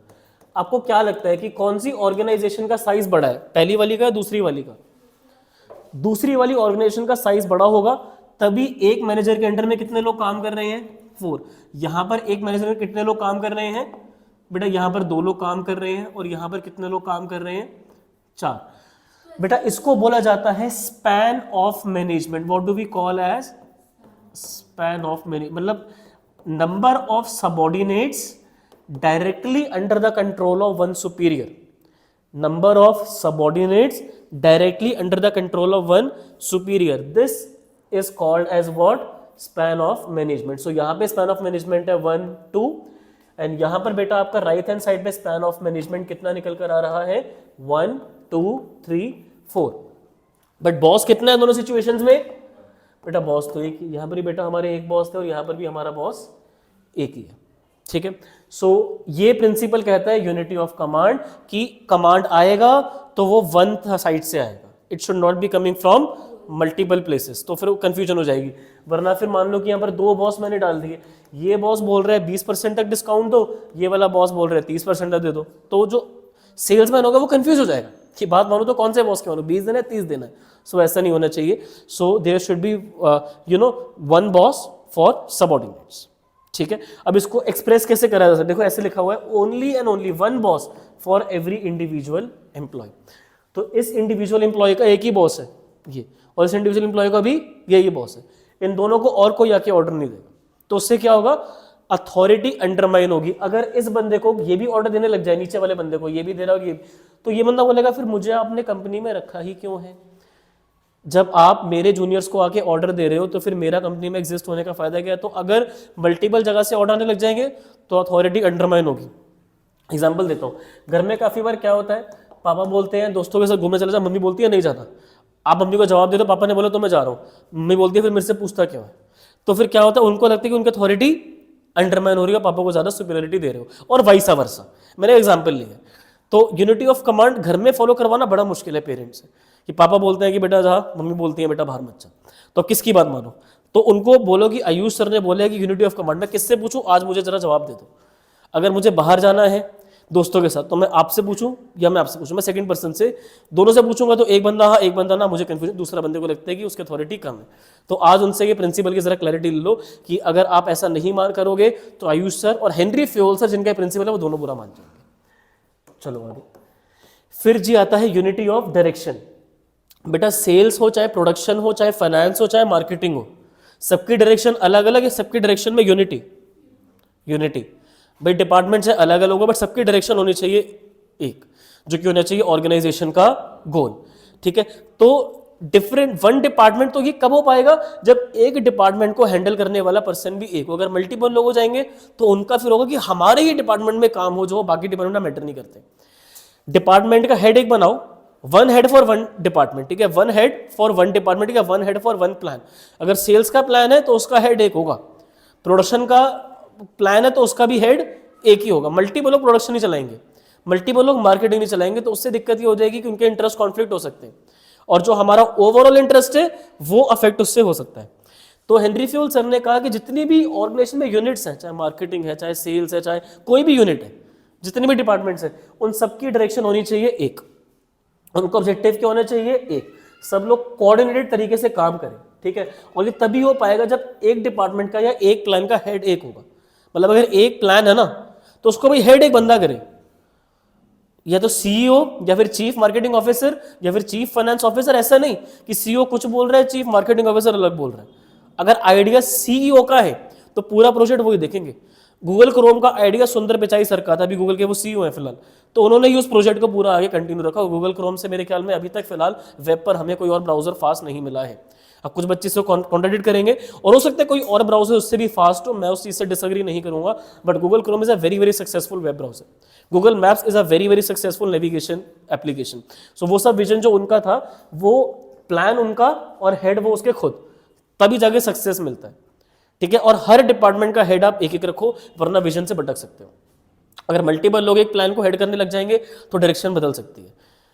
Is it understood? सो एक बंदा पूरी जैसे बर्थडे पार्टी प्लान करनी है, ठीक है, 3-4 लोग बैठ गए, अच्छा ऐसे ऐसे ऐसे, तो पार्टी ढंग से नहीं हो पाएगी।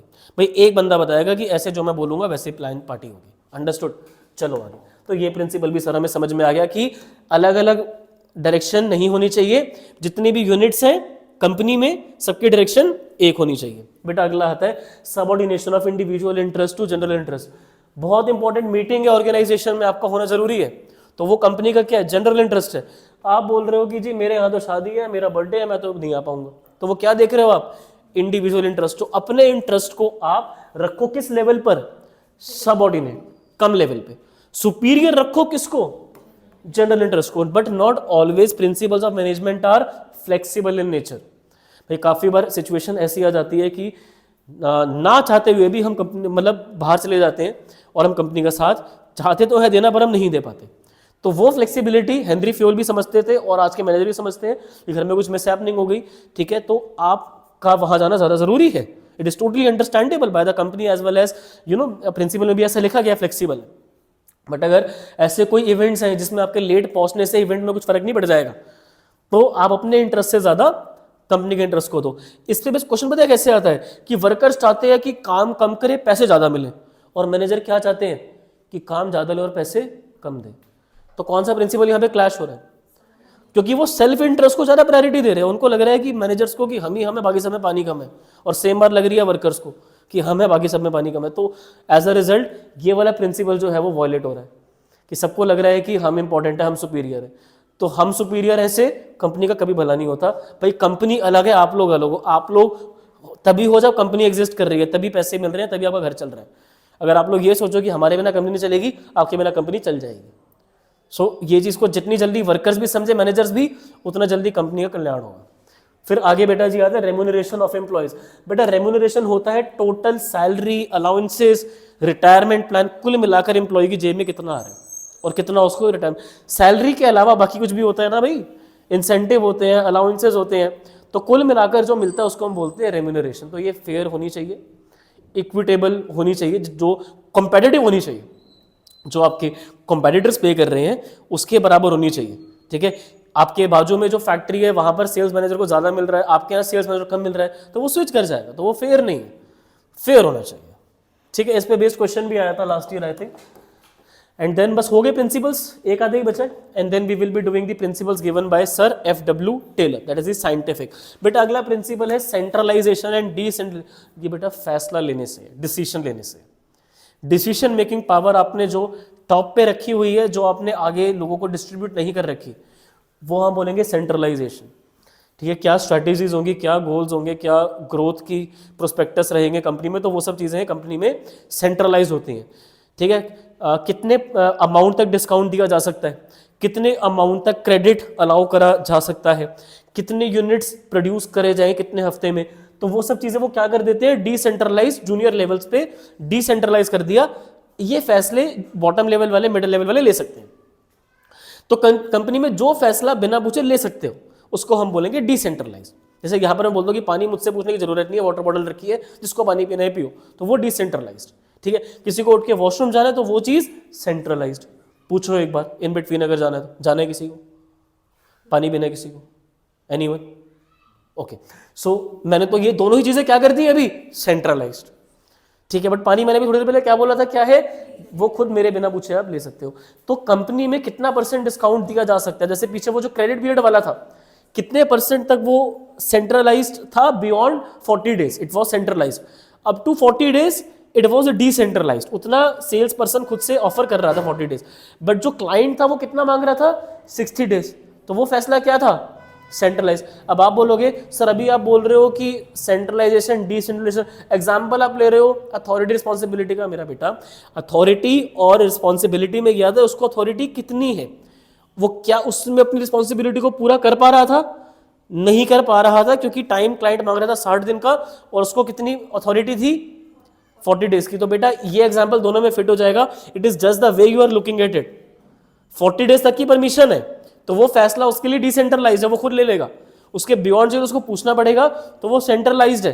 सर फिर ये वहां पर जो लिखा हुआ था उसके पॉइंट ऑफ व्यू से बेटा वहां पर ये लिखा हुआ था कि 40 दिन तक का वो जो टाइम दे सकता था, पर क्लाइंट ने कितना मांगा, 60 दिन, तो उतने में वो अपनी रिस्पॉन्सिबिलिटी पूरी नहीं कर पा रहा था बेचारा, क्योंकि वो अथॉरिटी कम पड़ रही थी। सो दोनों जगह पर the way they are expressing the case study is the way you have to give the answer. अगर डिसीजन से रिलेटेड क्वेश्चन आ रहा है तो वो इसका आंसर होगा सेंट्रलाइजेशन डिसेंट्रलाइजेशन। अगर वो पावर, कमांड, ऑब्लिगेशन ऐसा कुछ बता रहा है तो फिर वो अथॉरिटी रिस्पॉन्सिबिलिटी की तरफ हिंट जा रहा है। तो जरा पढ़ लेना वरना बच्चों को इसमें कंफ्यूजन हो जाती है। बेटा अथॉरिटी रिस्पॉन्सिबिलिटी का डिसीजन मेकिंग से लेना देना नहीं है, उसमें पावर से लेना देना है, आपको कितनी पावर है। और यहाँ पर पूरा का पूरा लेना देना ही किससे, डिसीजन मेकिंग से। वहाँ पावर और यहाँ पे डिसीजन मेकिंग। फिर बेटा आता है स्केलर चेन। हेनरी फेवल जी का सजेशन था कि डी अपने इमीडिएट बॉस से बात कर सकते हैं बी से, और अपने इमीडिएट जूनियर से बात कर सकते हैं एफ से। अगर डी को बात करनी है ई से तो ओनली वो बात कर सकते हैं इन केस ऑफ इमरजेंसी, अगर उन्हें कोई अकाउंट डिस्कस करने या फिर उनके पास कोई स्ट्रैटेजी है जो ई तक पता होनी चाहिए। तो बेटा इस सिचुएशन को हम नाम देते हैं गैंग प्लान।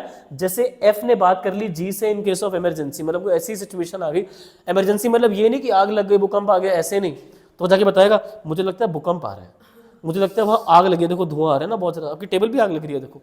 नहीं, ऐसा नहीं है। इमरजेंसी का मतलब होता है कि कुछ ऐसी कम्युनिकेशन, कोई ऐसी बात जो एफ के अकॉर्डिंग जी तक पहुंचनी चाहिए, जी के अकॉर्डिंग एफ तक। बेटा प्लैंक क्या होता है, फट्टा, लकड़ी का फट्टा। तो एक प्लैंक बन गया, एक फट्टा बन गया, मतलब एक लेवल का बंदा दूसरे लेवल के बंदे से, मतलब एक ही लेवल में दोनों, बाय द वे डिफरेंट नहीं है। F is at the same level as G, तो वो बात कर सकता है। सर क्या एफ ई से और ई बी से बात नहीं कर सकता? आप वैसा कर लो, फ्योल ने मना करा है, बट अगर आप ऐसा करना चाहते हो तो मैनेजमेंट के प्रिंसिपल्स फ्लेक्सिबल हैं, जैसे करना है वैसे करो। आप ऐसे स्टार बना दो, ठीक है, आप मतलब यहाँ पे आप एच रख दो, कुछ भी रख दो, ठीक है, आप कुछ भी कर दो, जिससे जो बात करवानी है आप करवाओ, किसने मना करा, फ्री फ्लो कर दो। तो ऐसा कंपलसरी नहीं है कि आपको ये फॉलो करना है, बट अगर आप ऐसा करते हो तो इट इज स्केलर चेन। इससे क्या रहता है कि लोगों का जो फोकस होता है वो खाली काम पे होता है रेदर देन मस्ती मजाक बातचीत। ये इनफॉर्मल नहीं है, फॉर्मल तरीका है बातचीत करवाने का लोगों को। ये लोगों को बाउंड कर रहे हो, बातचीत करने में लिमिट कर रहे हो ओनली वर्क रिलेटेड। तो वो एक दूसरे से बात करेंगे तो उनको टोकोगे कि आप बात मत करो। आज के टाइम में ऐसा कर सकते हो क्या? तो ये प्रिंसिपल ना बहुत ज़्यादा फ्लेक्सिबल हो, कुछ ज़्यादा फ्लेक्सिबल हो गया। बट यार होना तो पता तो होना चाहिए आपके ऊपर कौन है, आपके अंडर में कौन है, ये नहीं पता होना चाहिए, वरना सब सेम लेवल पर थोड़ी होते हैं। तो वो इसी से पता लगता है, जो चेन ऑफ कमांड होती है, कहाँ से कमांड आएगा और कहाँ कमांड देना है, वो इसी से पता लगता है। तो जरूरी है फॉलो करना या नहीं करना, किस तरीके से वो अलग है, बात कर लो मना नहीं है, but only when it is required. Unity of command ये होता है कि आपको ऑर्डर एक तरफ से आएगा। इसमें यह है कि आप कम्युनिकेट ऊपर नीचे से कर सकते हो, इसमें कम्युनिकेशन रिलेटेड है, उसमें थोड़ा ऑर्डर ही रिलेटेड है। Then comes your last 2 ones, नहीं 3 रह गए ना अभी तो आपके, इनफैक्ट आपके अभी 5 रह गए, ठीक है। ऑर्डर जी, आपका ऑर्डर होता है right thing at right place and right person at right place. हर किसी का कैबिन अलॉटेड होना चाहिए, हर वर्कर की मशीन पे जगह फिक्स होनी चाहिए कि आप यहाँ पे रॉ मटेरियल ऐड करोगे, आप यहाँ से ट्रांसपोर्टेशन यूनिट तक लेके जाओगे, तो वो ऑर्डर है। और मटेरियल कहाँ पर पेपर्स रखे जाएंगे, कहाँ पे स्टेशनरी के बाकी आइटम स्टेपलर एंड ऑल रखे जाएंगे, कहाँ पे टूल्स रखे जाएंगे वर्कर्स के लिए, तो वो सब चीज़ों की भी प्लेस होनी चाहिए। सो बेटा इसमें ना 2 चीज़ें आ जाती हैं, a place for everything that is material order, a place for everyone that is social order. तो ये 2 ऑर्डर होते हैं इसमें, एक होता है मटेरियल रिलेटेड और एक होता है सोशल, मतलब लोगों की जगह फिक्स और मटेरियल की जगह फिक्स होनी चाहिए। तो ये प्रिंसिपल इंपॉर्टेंट है। जैसे हमारे एकेडमी पे भी जो मतलब स्टेपलर है वो कैबिन के आपको डेस्क पे मिलेगा, ठीक है। आपको अल्टीमेटली ट्राइपॉड हमेशा यहाँ स्क्रीन के साथ में अटैच आपको दिखेगा, ठीक है। आपको सीजर स्टेपलर आपको कैबिन पे ही वहाँ मिल जाएंगे।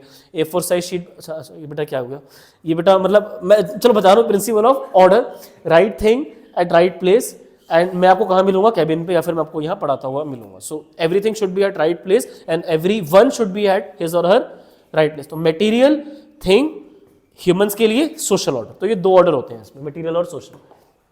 इक्विटी, सबको जितना फेयर हो सके उतना फेयरली ट्रीट करो, लोगों से बुरी तरीके से बात मत करो।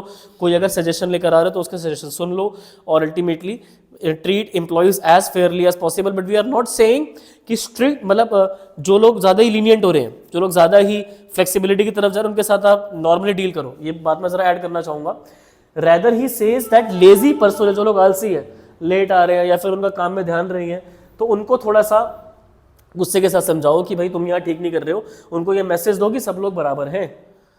आईपीएल में चाहे बड़े से बड़े प्लेयर अगर कुछ ऐसा मतलब डिस्प्यूट कर देते हैं तो फाइन उन पे भी लगता है। हाँ ठीक है, 2024 के आईपीएल मैच में विराट कोहली जी का आरसीबी की टीम का अंपायर से थोड़ा क्लैश हो गया था, उनकी उस पर्टिकुलर मैच की 50% फीस जो पेनल्टी पे लग गई थी। सेम केकेआर टीम में हर्षित राणा थे, उन्होंने भी दूसरे प्लेयर को आउट करने के बाद थोड़ा एक्शन ऐसा कर दिया, उनकी भी मैच फी में 50% पेनल्टी लग गई। हर्षित राणा जी इतने ज़्यादा अभी मतलब 2025 में इतने ज़्यादा भी सेटल हुए नहीं है, हो जाएंगे आने वाले टाइम में, बढ़िया बॉलर है। विराट कोहली ऑलरेडी एस्टैब्लिश काफ़ी ज़्यादा हो चुके हैं, almost near to retirement phase है। तो हर्षित राणा पे फाइन लगा तो इट वॉज लाइक कि चलो अभी वो क्वाइट न्यू है, अभी रिसेंटली आए हैं, इतना टाइम नहीं हुआ तो उन पर फाइन लगा, but it was like you know equity to see that Virat Kohli sir पे भी फाइन लगाया गया, although he is quite established, but the rule is valid for everyone. तो आईपीएल ने दिखाया कि अगर आप मैच के बीच में डिस्टर्बेंस करोगे, डिस्प्यूट वगैरह करोगे, जो भी बातें बाद में करो, जो डिसीजन हो गया हो गया। सो दैट इज इक्विटी, सब बराबर है। सब अगर एक न्यू कमर के साथ हम फाइन लगा रहे हैं तो चाहे कोई एस्टैब्लिश हो उस पर भी हम फाइन लगाएंगे। चलो आगे, ठीक है। फिर अब आपके बच गए जी कितने, 3 और बच गए। फिर आप लोगों को हेनरी फ्यूल के प्रिंसिपल से हम फ्री कर रहे हैं। फिर टेलर जी के आएंगे। बेटा स्टेबिलिटी ऑफ पर्सोनेल का क्या मतलब है, मैंने अभी ये वाला प्रिंसिपल भी क्लास के शुरुआत में बताया था। लोगों को कंपनी के साथ जोड़ कर रखो। अगर आप उनको टाइम टू टाइम ट्रेनिंग नहीं दोगे, उनको अगर कंपनी में ग्रोथ नजर नहीं आएगी, छोड़कर चले जाएंगे, ऐसी कंपनी में जाएंगे जहां पर उनकी डेवलपमेंट उनको ज़्यादा नजर आ रही है। तो लोगों को स्टेबल रखने के लिए कुछ टाइम भी देना जरूरी है। ऐसा भी नहीं कि आज आपने उनकी ट्रेनिंग करवाई है, at least give them some time to show their results. It will take them some time to get used to the technology. It will take them some time to adjust to the culture of the organization. So that's how you can ensure stability. We will keep on rejecting the employees after the training period. Let's say कि training होगी हफ्ता 10 दिन बाद, आपको ना potential नहीं है, चलो निकाल देते हैं. अगर ऐसा बेटा स्पोर्ट्स में हो तो बेटा कोई बैट्समैन अपनी मतलब जर्नी बना ही नहीं पाएगा लॉन्ग टर्म में. भाई कुछ मैचेस में 0 पे आउट हो जाते हैं, कुछ मैचेस में ज़्यादा रन नहीं मार पाते, पर इट डजंट मीन कि पोटेंशियल नहीं है. The record behind is quite good, तो they should be given chances, yes और नो. तो अगर एक एम्प्लॉय ने ट्रेनिंग में अच्छा परफॉर्म करा और अगर वो एक्चुअल मतलब ऑन द जॉब पे अगर वो नहीं परफॉर्म करके दिखा पा रहे, तो at least give them limited time. We are not saying lifetime उनको टाइम ही देते रहो, ठीक है. एटलीस्ट हफ्ता 10 दिन, महीना, 2 महीने एटलीस्ट उन लोगों को आप कुछ टाइम तो दो, so that they can get adjusted to the organisation. तो तभी वो स्टेबल हो पाएंगे. नहीं तो अगर आप सबको ही रिजेक्ट करना शुरू कर दोगे तो कोई भी कंपनी में पैर नहीं रखेगा. कि यहाँ तो रिजेक्शन मिल जाता है, टाइम ही नहीं देते सेट होने के लिए, थोड़ा टाइम लग जाता है कि एडजस्ट करने में, गलतियां कम करने में, टेक सम टाइम. फिर आता है इनिशिएटिव.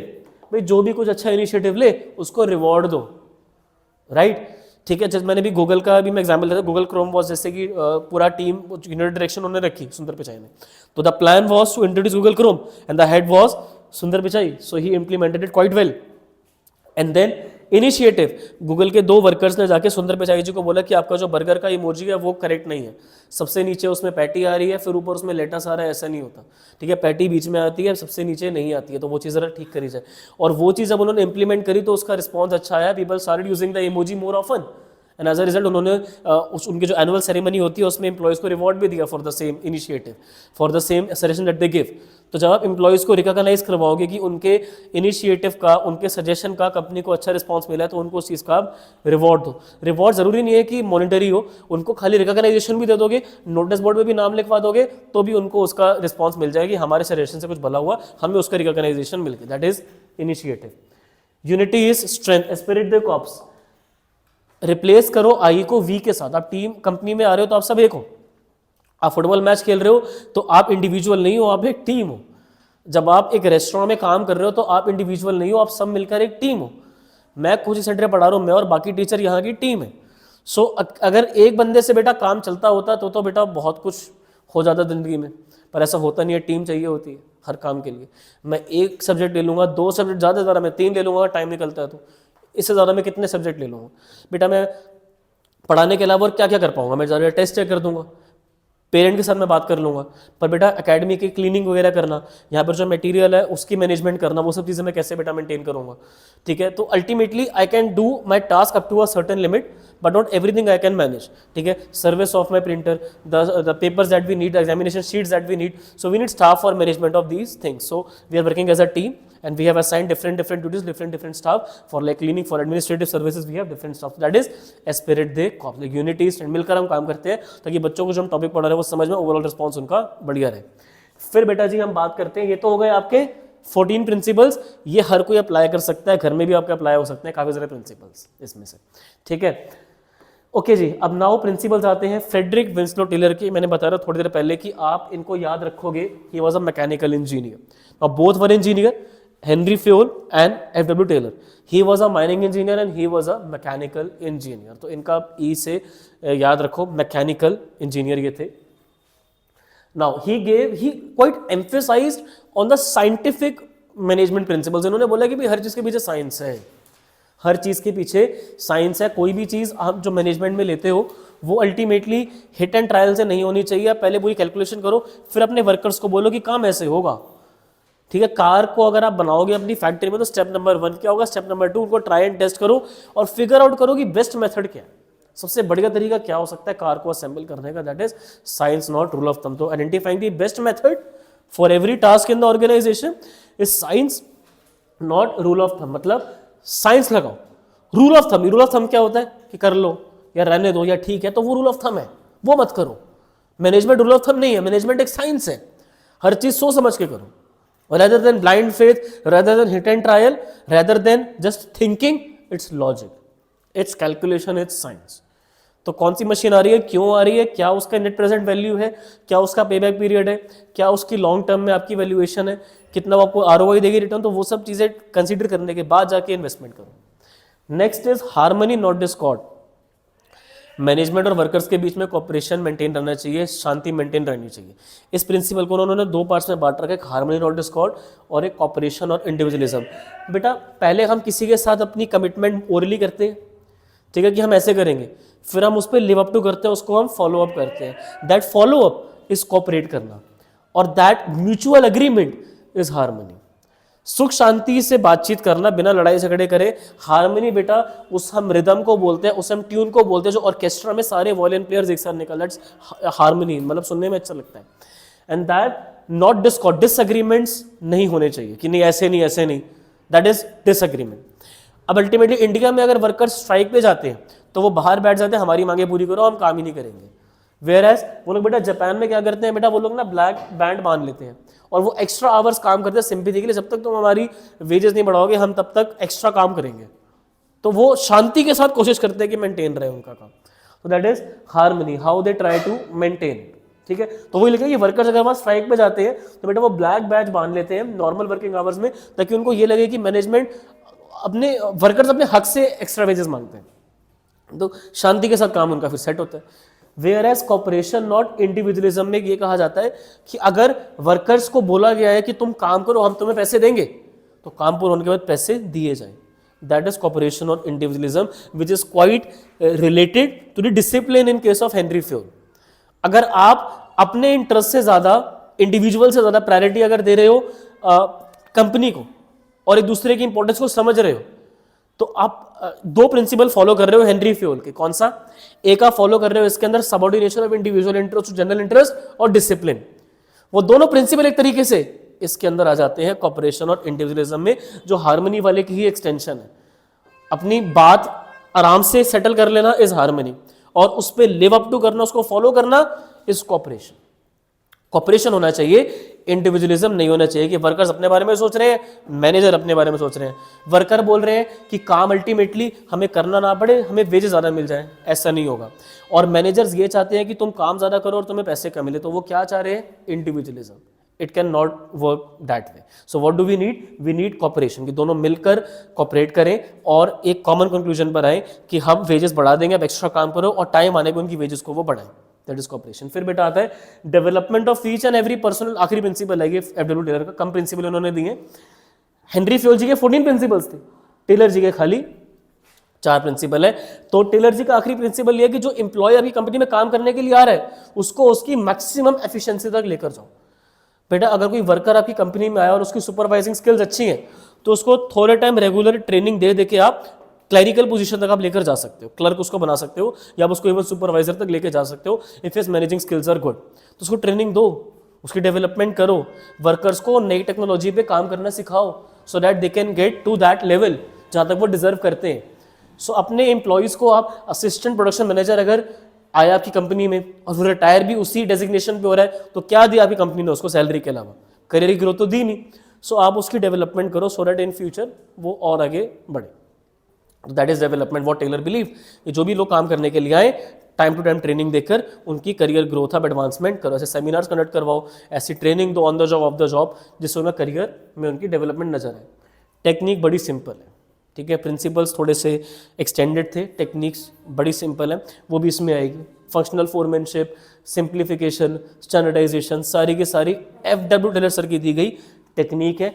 टेक्निक करके फिर हम आपका 100 नंबर का टेस्ट लेंगे लाइव, ठीक है, क्लास में ही हम आपका टेस्ट लेंगे।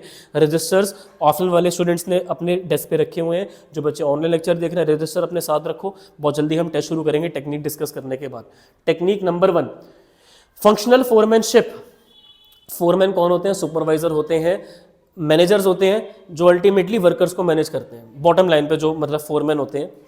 अब ये करेंगे क्या? अब टेलर का बिलीव ये था कि जो बंदा माइंड से अच्छा है वो जनरली फिजिकली इतना ज़्यादा फिट होगा नहीं, और जो फिजिकली ज़्यादा फिट है वो शायद मेंटली इतना ज़्यादा नहीं हो। पर बेटा देखो, हर कोई आयुष सर के जैसा मतलब दोनों तरफ से मेंटली फिजिकली फिट हो ज़रूरी नहीं है। सो उनका बिलीव था ऐसा पर्सन एग्जिस्ट करता नहीं। बेटा तब का टाइम पहले का था बेटा, अब 2025 में लेक्चर रिकॉर्ड कर रहे हैं, ठीक है। आज बेटा ऐसे बहुत लोगों को मिल जाएंगे जो मेंटली भी काफ़ी ज़्यादा मतलब स्ट्रांग है और फिजिकली भी फिट है। कैसा कहा जाता है, a healthy body needs a healthy mind. अगर आपका माइंड हेल्दी है तभी जाके आपकी बॉडी भी हेल्दी रह पाएगी। आप खाली अगर फिजिकली फिट हो तो अल्टीमेटली आपका माइंड भी फिट होना बहुत ज़्यादा ज़रूरी है। कैन ओनली हैपन जब आप मेडिटेशन करो, जब आप अल्टीमेटली ऑप्टिमिस्टिक रहो, जो लोग ज़्यादा नेगेटिव थॉट्स में रहते हैं उन लोगों को ऑप्टिमिस्टिक रहना बहुत मुश्किल होता है। तो एज मच एज पॉसिबल आपको पॉजिटिव मेंटालिटी रखनी है, it only happen over the time. Mind में अपना कंट्रोल रखना बहुत ज़्यादा ज़रूरी है। तो ये वो लोग हैं जिनका कंट्रोल बढ़िया है, ये वो लोग हैं जो गुस्से से डांट के काम करवा सकते हैं।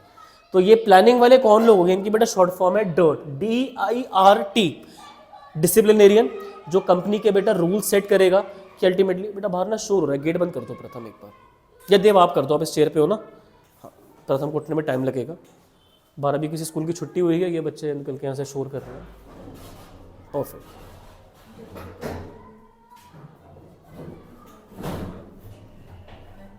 आ जाओ बेटर।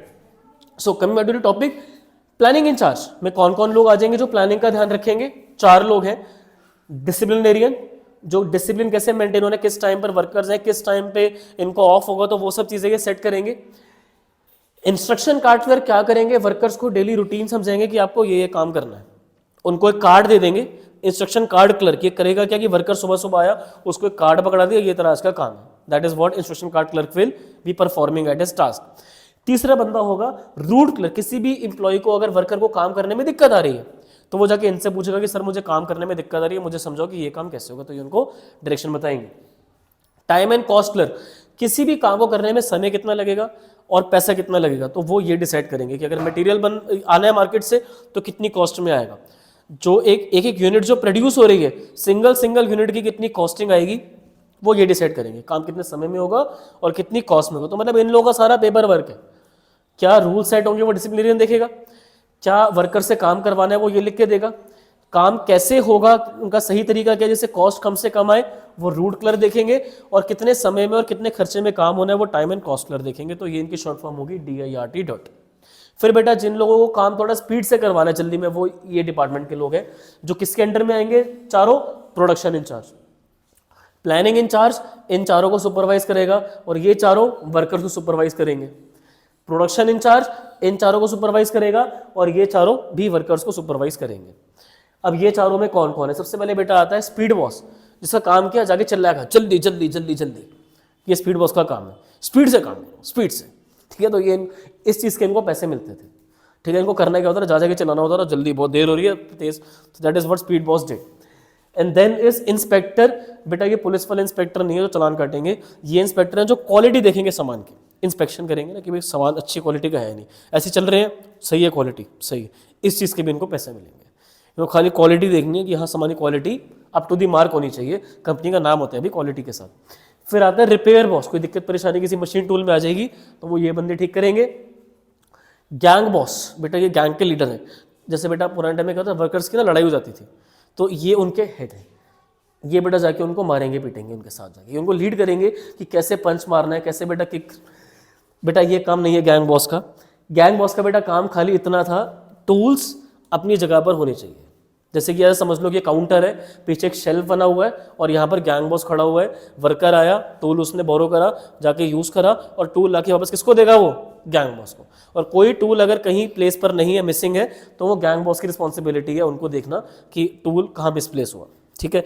अब अल्टीमेटली बेटा लड़ाई से कोई मतलब नहीं है, सरकाज़म में बोला डोंट ट्राइट इट, कि आयुष सर ने बोला कि गैंग बॉस जाके फाइट्स वगैरह में हेल्प करते थे, पुराने टाइम में वर्कर्स की लड़ाइयाँ होती थी, ठीक है, क्योंकि ऑनलाइन बात होती नहीं थी, फिजिकली होती थी और बात बढ़ जाया करती थी, ऐसा कुछ भी नहीं है। Gang boss was responsible to ensure right tools at right place, तो ऑर्डर वगैरह प्रिंसिपल का ये ध्यान रखा करते थे। एंड अल्टीमेटली इसकी शॉर्ट फॉर्म हम याद रखेंगे sir ji, SIRG, speed boss, फिर inspector, repair boss, gang boss. बेटा काफ़ी बार ना प्रोडक्शन वालों को एग्जीक्यूशन में भी बोल दिया जाता है, एग्जीक्यूशन मैनेजर, मतलब एग्जीक्यूशन मतलब एक्चुअली जो काम चल रहा है एग्जीक्यूशन, वो देखेंगे और ये थिंकिंग करेंगे, ये प्लानिंग करेंगे, प्लानिंग, एग्जीक्यूशन और प्रोडक्शन आप बोल सकते हो।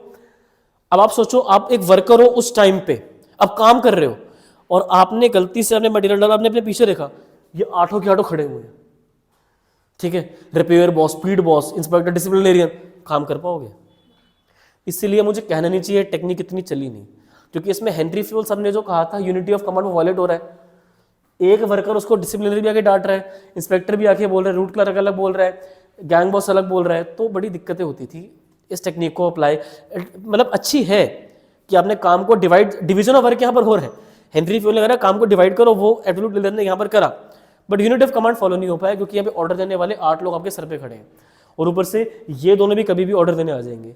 ये फैक्ट्री में ही होगा ना जहाँ पर सामान एक्चुअली मैन्युफैक्चर हो रहा है, तो वहाँ पर वर्कर्स को सुपरवाइज करने के लिए 8 लोग थोड़े ज़्यादा हो गए, 1 या 2 लोग तक ठीक है, बट यहाँ तो बहुत सारे लोग सुपरवाइज कर रहे हैं, तो it can ultimately might lead to conflict of interest among these 8 itself, और गोल अचीव वो थोड़ा सा मुश्किल हो जाएगा। तो बेटा वही सब बातें मैंने यहाँ पर लिखी हुई हैं, पीडीएफ में से देख लेना। जो बच्चे ऑनलाइन देख रहे हैं, डिस्क्रिप्शन में टेलीग्राम लिंक पे आप लोग टैप करना और आपको वहाँ पे ये पीडीएफ फाइल मिल जाएगी। बेटा स्टैंडर्ड रखो हर चीज़ का।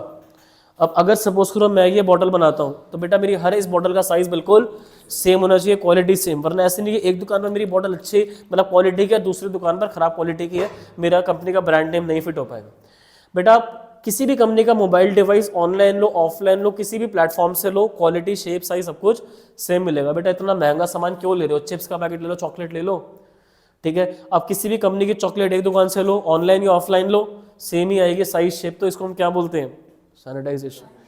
बेटा जो गाड़ी के टायर होते हैं, जो व्हील्स होते हैं, बेटा उसमें भी स्टैंडर्ड होता है, 13 इंच 15 इंच का है, 17 कितने इंच का है, ठीक है। तो अल्टीमेटली बेटा उसमें भी क्या होना चाहिए, स्टैंडर्ड। अगर आप कोई ऐसा साइज निकाल देते हो टायर का जो मतलब सिर्फ आपकी कार के साथ कंपैटिबल है, आप नट स्क्रूज में ऐसे लगा देते हो तो सिर्फ आपकी गाड़ी में कंपैटिबल है, आपकी गाड़ी कोई खरीदेगा नहीं भूल के, कल को अगर कहीं पे बंद होगी भगवान ना करे तो एज अ रिजल्ट आप किसके पास जाओगे ठीक करवाने के लिए, आपके स्क्रू नहीं मिलेंगे, आपके पार्ट्स नहीं मिलेंगे, ठीक है। अब बेटा अल्टीमेटली स्टैंडर्ड रखो। बेटा अब जो हम बैटरी सेल यूज करते हैं बेटा वो AA होता है या फिर AAA होता है, और अगर कोई उल्टा फुल्टा सेल हो जाता है तो फिर आप बोलते हैं प्रोडक्ट लेना ही नहीं, ठीक है। अब आजकल तो बेटा आप देखो चार्जिंग पोर्ट भी सारे फोन में जनरली Type-C ही चलता है, पहले कुछ ब्रांड्स अलग पोर्ट यूज करते रहे बट अब सब लोग Type-C पर ही शिफ्ट हो चुके हैं। तो ये क्या है, सैनिटाइजेशन। भाई करना पड़ता है, जो सब कर रहे हैं वो करो, दूसरों से ज़्यादा अलग होके चलोगे तो लोग लंबे टाइम तक हमको पसंद नहीं करेंगे। तो इंटरचेंजेबिलिटी रखो कि अगर गाड़ी का टायर खराब हो रहा है तो दूसरी कंपनी का टायर उसमें लग जाए। एक कंपनी का टायर खराब हुआ, आपको लगता है कि लोकल लगवाना तो लगवा पाओ, तभी टिक पाओगे, नहीं तो फिर ज़्यादा एक्सपेंसिव अगर आप जाते हो तो ढूंढने में पार्ट्स और अल्टीमेटली बहुत खर्चा हो जाएगा। तो एक स्टैंडर्ड होना चाहिए। एक बात मैं बोलना चाहूँगा यहाँ पे, गुड्स में जो चीज़ें हम टच कर सकते हैं देख सकते हैं उसमें ये लेकर आना कंपैरेटिवली आसान है। मशीन में सामान डाला, सामान बना, फिक्स साइज का निकलेगा, कलर वगैरह सब कुछ। बट क्या रेस्टोरेंट में जाओ खाना खाने जाओगे तो उसमें ऐसा एक्सपीरियंस ले पाओगे कि हर बार खाने का टेस्ट बिल्कुल सेम, हर बार मतलब बिल्कुल एक्सपीरियंस बिल्कुल सेम टाइम पर हर बार खाना मिल रहा है, मुश्किल। तो सर्विसेज में it's quite difficult to maintain sanitisation, but in case of goods it's quite easy to maintain sanitisation, क्योंकि सामान बनना है मशीन में जाके तो उसमें स्टैंडर्ड फ्री भी हो जाता है। सिंप्लीफिकेशन, जो सामान नहीं बिक रहा बंद करो, तो डिसकंटिन्यू करो, ठीक है। आपने आइसक्रीम पार्लर खोल के 10 फ्लेवर रखे, उसमें से 3-4 नहीं बिक रहे, डिसकंटिन्यू करो, मटेरियल बेकार जाता है, फेंकना पड़ता है, इससे बेटर है जो बिक रहा है उस पर फोकस करो। हमारी एकेडमी पे हमने इनिशियली पहले सोचा था कि हम 9th-10th में ऑल सब्जेक्ट्स रखें, बट देन वी डिस्कवर्ड कि लिमिटेड सब्जेक्ट्स की ही डिमांड है, तो वी सिंप्लीफाइड, जिसकी डिमांड नहीं है बंद करो। फिर अल्टीमेटली वहाँ मैनेजमेंट करो, रिसोर्सेज भी यूज़ करो, पेरेंट्स से मैनेजमेंट का ध्यान रखो, टीचर से मैनेज करो, कोऑर्डिनेट करो। तो सिंप्लीफाइड, जो चीज़ की डिमांड है अकॉर्डिंगली वो सप्लाई करो। Don't sell what you want to sell what people want to buy. तो दैट्स व्हाट सिंप्लीफिकेशन मीन, कि जो प्रोडक्ट मार्केट में बिक रहा है वो बेचो। टाटा नैनो को उन्होंने सिंप्लीफाई करा, नहीं कंटिन्यू करा, लोग खरीद ही नहीं रहे थे। जो चीज़ नहीं बिक रही डिसकंटिन्यू। मारुति सुजुकी वालों ने एस क्रॉस को डिसकंटिन्यू करा, इतनी नहीं सेल हो रही थी यूनिट्स, तो the product it is not being sold that much, तो वो आप डिसकंटिन्यू करो। आपकी कार के अगर मल्टीपल कलर्स है और बिक खाली 2-3 रहे तो वही कंटिन्यू करो, बाकी को डिसकंटिन्यू करो। क्यों पेंट की कॉस्ट लगा रहे हो, बिक रही नहीं है, डिसमेंटल करनी है, स्क्रैप में डालनी पड़ रही है, बेचो ही मत ना। मेथड स्टडी, अल्टीमेटली आप हर काम को करने का मेथड ढूंढो, गाड़ी को असेंबल करना है। Now this technique is very much related to science, not rule of thumb. The only difference is कि वहां पर टेलर जी ने बोला था कि हर एक काम को करने का बेस्ट मेथड ढूंढो, हिट एंड ट्रायल मत करो, साइंटिफिक फैसले लो। यहाँ पर वो ये बोल रहे हैं कि हर एक टास्क के लिए मेथड होना चाहिए, एक तरीका होना चाहिए। मटेरियल आएगा तो किस मेथड से आएगा, अपनी लॉजिस्टिक्स से आएगा या फिर आउटसोर्स करोगे, किसी टेम्पो से मंगवाओगे, हर बार वही मेथड होना चाहिए, बार बार अलग अलग जगह नहीं जाने की जरूरत है, इतना टाइम नहीं। तो मेथड फिक्स रखो, ठीक है। आपके रेस्टोरेंट में बर्गर बनता है तो क्या मेथड है, पहले अल्टीमेटली बन आएगा, फिर अल्टीमेटली फिर लेटस आएगा, फिर उसके ऊपर पैटी आएगी, फिर उसके ऊपर अल्टीमेटली जो वेजीज वगैरह आएंगी, फिर मेयोनीज, तो वो मेथड होगा। अप डाउन नहीं करना, कभी लेटस, कभी पैटी नीचे, कभी फिर वेजीज, फिर लेटस, बीच में कहीं क्रीम आ रही है, नहीं, मेथड होना चाहिए, है ना भाई। फिर होता है मोशन स्टडी। वर्कर्स अगर आपको फालतू चलते फिर देख रहे हैं, उनको वहीं टोक दो, रुक जा, कहाँ घूम रहा है, जाके बस मशीन के वहाँ खड़ा हो। प्रैक्टिकली इंप्लीमेंट करना है इस वाली टेक्निक को मेरे सबसे बड़ा मुश्किल है। वर्कर्स के अगर पर कुछ ऐसे इमोशंस हैं जो कि मतलब मान लो अनप्रोडक्टिव है, फालतू में यहाँ घूम रहे हैं, बातचीत कर रहे हैं, तो उनको बोलो भाई क्या पैसे मिल रहे हैं तुम्हें, काम के मिल रहे हैं ना, इसलिए थोड़ी। अगर तुम्हें नहीं करना कि पार्क में बैठो, घूमो फिरो, घर में बैठो। अगर तुम यहाँ पर आ रहे हो तो ये जो प्रोडक्टिव काम कर रहे हैं कि मतलब मटेरियल उठा रहे हैं, मशीन में डाल रहे हैं, तो वो चलने दो। जो अनप्रोडक्टिव है वो जरा हटाओ। और इंसिडेंटल सामान खत्म हो गया, स्टोर भागना पड़ रहा है, तो पहले से सामान रखो, अगली बार ध्यान रखो। तो उनके मोशन देखो कि कहाँ कहाँ कैसे कैसे जा रहे हो। जो आपको लग रहा है कि यार ये फालतू का मोशन है, उसको हटाओ। और जो बॉडी मूवमेंट आपको लगे कि हाँ ये जरूरी है, ये सामान रखना जरूरी है, तो वो कंटिन्यू रखो। तो प्रोडक्टिव मोशन को कंटिन्यू रखो, अनप्रोडक्टिव को एलिमिनेट करो और इंसिडेंटल को ऑब्जर्व करो। फिर बेटा टाइम स्टडी, आपके हर एक प्रोडक्ट के बनने में कितना समय लगना चाहिए वो आपका होना चाहिए बिल्कुल ही फिक्स। ऐसे नहीं कभी ज़्यादा टाइम लग रहा है, कभी कम टाइम लग रहा है। वर्कर्स को बोल दो कि तुम्हें बनानी है ये बोतल, एक वर्कर को लगना चाहिए 10 मिनट, इससे ऊपर ही लगना चाहिए। जो वर्कर इस बोतल को बनाने में 10 मिनट के 20 सेकंड भी ले रहा है ऊपर, तो वहाँ वो कुछ गलती कर रहा है। हालांकि इस पर चेक रखना बड़ा मुश्किल है, सुनने में आसान है पर चेक रखना बड़ा मुश्किल है। मतलब उन्होंने कहा हर चीज़ टाइम फिक्स कर दो। कस्टमर आके रेस्टोरेंट में बैठ रहा है, ऑर्डर कितने टाइम में लेना है, कितने टाइम में सर्विस देनी है, सब कुछ फिक्स करो। डोमिनोज वाले बोल 30 मिनट्स में डिलीवरी करेंगे, तो उन्होंने पहले इस पर स्टडी करी होगी, हाँ या ना। फिर पहले उन्होंने टेस्ट करा होगा पूरे इंडिया का एनवायरनमेंट कि 30 मिनट में कर भी पाएंगे या नहीं कर पाएंगे। बल्क ऑर्डर में वो आज भी 30 से 45 मिनट लेते हैं, स्मॉल ऑर्डर में 30 मिनट से पहले ही वो डिलीवर कर देते हैं, 15 एक्चुअली कर देते हैं। उनकी प्रायोरिटी वो कस्टमर नहीं है जो जाके खा रहा है वहाँ पे, उनकी प्रायोरिटी जो बंदा घर पे ऑर्डर कर रहा है। वो चाहते नहीं है वहाँ जाके खाओ, क्योंकि जगह छोटी है डोमिनोज में, अगर हम नोटिस करें ध्यान से। तो उनका जो सिस्टम है, इंडिया में पहला MNC जो क्लाउड किचन का सिस्टम लेके आया है, और विद खिलाएंगे भी बैठा के, पर वहाँ पे सीट्स कम है। उनकी प्रायोरिटी क्या है, घर पे खाओ। उससे क्या होता है, उनकी कॉस्ट, रेंटल कॉस्ट उनकी कम हो जाती है। 30 मिनट्स में डिलीवर कर रहे हैं तो छोटी छोटी जगह ले लो और लोगों को खिलाओ घर बैठे बैठे। So that's what time study says. एक स्टैंडर्ड टाइम सेट करो, 30 मिनट स्टैंडर्ड टाइम। अगर एक्चुअल टाइम उससे ज़्यादा हो गया तो डेविएशन को कैसे करेक्ट करा जाएगा, पिज्ज़ा के पैसे वापस। ऐसा होता था ना, 30 minute guarantee delivery, beyond that amount वो रिटर्न कर देते थे। मैंने एक्सपीरियंस नहीं करा, बट मैंने काफ़ी लोगों से सुना कि उन्होंने ये चीज़ करी, फाइन। और शायद आप लोगों में भी कभी किसी के साथ ऐसा हुआ हो कि अमाउंट रिफंड हो गया हो। हुआ कभी किसी के साथ ऐसा? हम सब शरीफ हैं। कभी कभी हो जाए तो हम ये भी अंडरस्टैंड कर लेते हैं, यार वो भी इंसान है, कभी लेट हो गए, ठीक है। बट काफ़ी लोगों ने ऑनलाइन बताना, जो बच्चे भी लेक्चर देख रहे हैं, कितने बच्चों ने ये करा है, ठीक है। टाइम स्टडी तो ये होगी स्टैंडर्ड टाइम, फिर एक्चुअल टाइम, डिफरेंस, और जो भी डिफरेंस आ रहा है उसको फिर करेक्ट करो, कैसे भी करें। जैसे वो लोग पैसे देके कंपनसेट करते, करेक्ट करते थे। फैटीग स्टडी, थकावट वाली स्टडी, मतलब थकना नहीं है आपको, उन वर्कर्स को देखना है कि अच्छा काम करते करते अब इनकी एनर्जी जा रही है, तो उसी टाइम बोलो ब्रेक। उनको बोलो खा लो, पी लो, चाय वाय पी लो, कुछ नाश्ता वास्ता कर लो। फिर जब उनको लगे कि हाँ अब ये बंदा चार्ज हो गया, अब ये बातें कर रहा है, चल काम पे लो।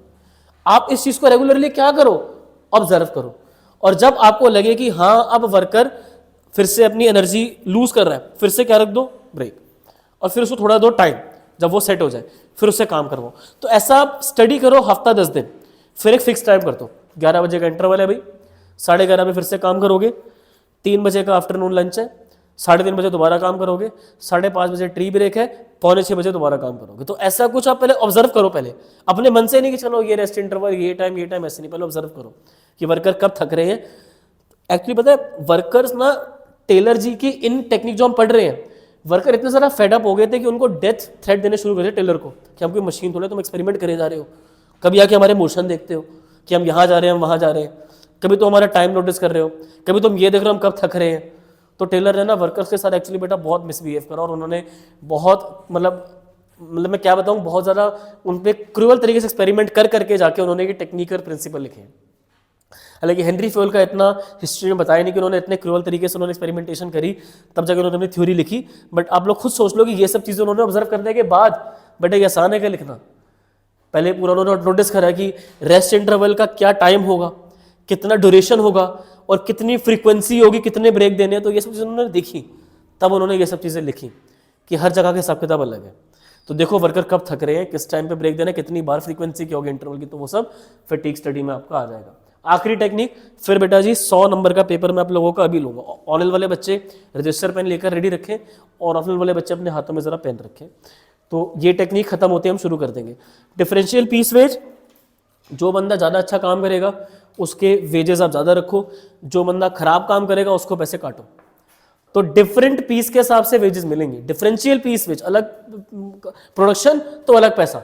एग्जाम्पल एनसीईआरटी वाले लेंगे, टारगेट है कि कम से कम 10 बनाना है एक दिन में, क्या एक कार्डबोर्ड के बॉक्स से 10 बनाने एक दिन में, और जो 10 या उससे ज्यादा बनाएगा, ठीक है, उसको हम देंगे एक दिन का कितना, 1 यूनिट का 50।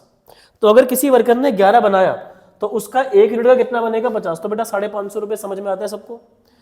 10 या 10 से ज्यादा बॉक्स बनाओ तो एक बॉक्स का मिलेगा 50। तो जिस बंदे ने 11 बक्से बना दिए उसको एक बक्से का मिलेगा 50 रुपये, टोटल उसके घर लेके जाएगा वो 550 रुपये। बट कोई बेचारा बीमार है या कोई काम नहीं कर पाया और उसने अगर 10 से कम बनाए, इवन अगर उसने 9 भी बनाए ना, तो उसको एक सिंगल बॉक्स, हर बॉक्स का पैसा कट गया, और एक सिंगल बॉक्स का उसको कितना आप दो, 40। तो अगर कोई वर्कर बेचारा 9 बना रहा है तो उसको हर बॉक्स के 40 रुपये दो, टोटल कितना होगा 360। बेटा ये जो डिफरेंस आ रहा है ना, ये बहुत ज़्यादा है, और वर्कर को ये रियलाइज करवाएगा कि यार अगर मैं सिर्फ एक बॉक्स और बना लेता तो मेरा हर बॉक्स पे अमाउंट बढ़ जाता, कितना हो जाता, 40 की जगह 50। तो वो कल डेफिनेटली आपको 50 बना के देगा। ये फॉलो करना बड़ा मुश्किल है, क्योंकि कभी किसी की तबीयत ठीक नहीं है या कभी कुछ इमरजेंसी आ गई, जाना पड़ा उसको, तो उसके पैसे नहीं काट पाओगे। तो एक तो ये होती है, आजकल ना डिफरेंशियल नहीं चल रही, आजकल ना टाइम चल रही है, कि जो जितने टाइम तक काम करेगा उसके साथ उसकी पेमेंट होगी।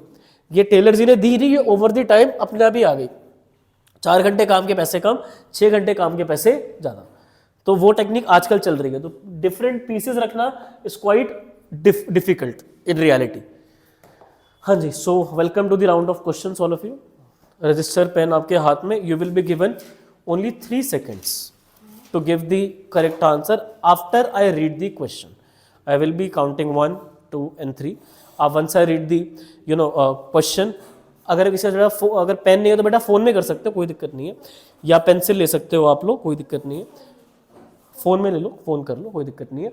Correct answer +5, wrong answer -1, 20 questions, 100 marks test, and ultimately आप लोगों को इसमें 3 सेकंड मिलेंगे after I read the particular question. +5 -1, तो आप लोग जब क्वेश्चन नंबर 1 लिखोगे उसके आगे या तो +5 लिखोगे या फिर आप उसके आगे -1 लिखोगे अगर रॉन्ग आंसर होगा, और कुछ भी नहीं करोगे तो आप लोग 0 लिखोगे। Are the instructions clear?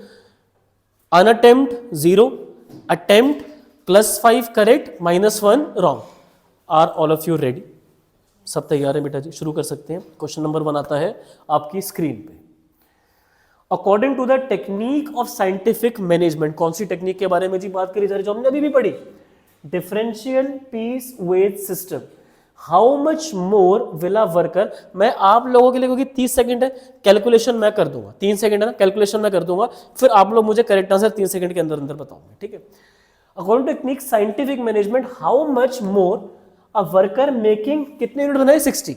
तो बेटा जो भी वेज मल्टीप्लाई होगी किसके साथ मल्टीप्लाई होगी, 60 यूनिट्स है ना, ये तो 60 यूनिट्स, तो क्वांटिटी कितनी उसने बनाई है, 60। वेजेस कितनी मिलेंगी उसको भी देख लेते हैं, ये उसकी क्या निकल कर आ जाएगी बेटा जी, इनकम। वेजेस मल्टीप्लाई बाय कितनी क्वांटिटी उसने मैन्युफैक्चर करी है, and with this we will be able to get the amount of income. Okay, compare to a worker who has made how many units, 49। तो एक वर्कर ने बनाए कितनी units, 49।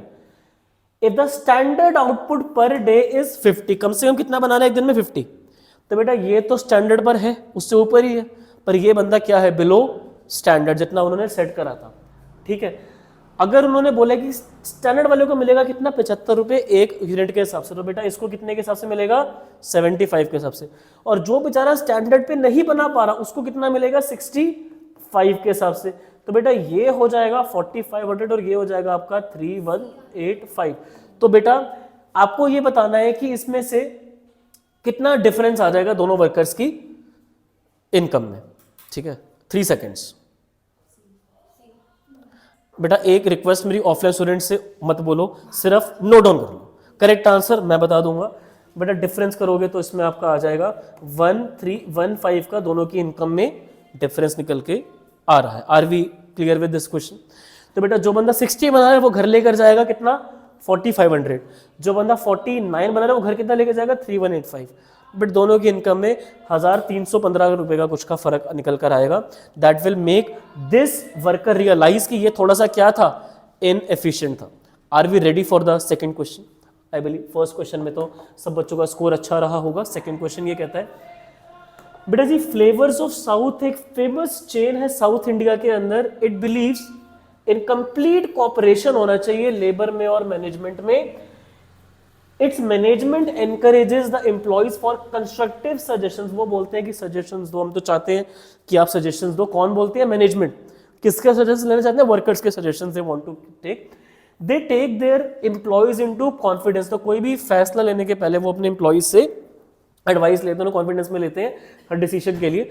कौन सा प्रिंसिपल साइंटिफिक मैनेजमेंट का यहाँ पर फॉलो करा जा रहा है? साइंटिफिक मैनेजमेंट के प्रिंसिपल्स आप सब बच्चे जानते हैं, ये चारों लिखे हैं। बताओ कौन सा प्रिंसिपल आपको यहाँ पर समझ में आ रहा है? 3 सेकेंड्स। 1 2 3।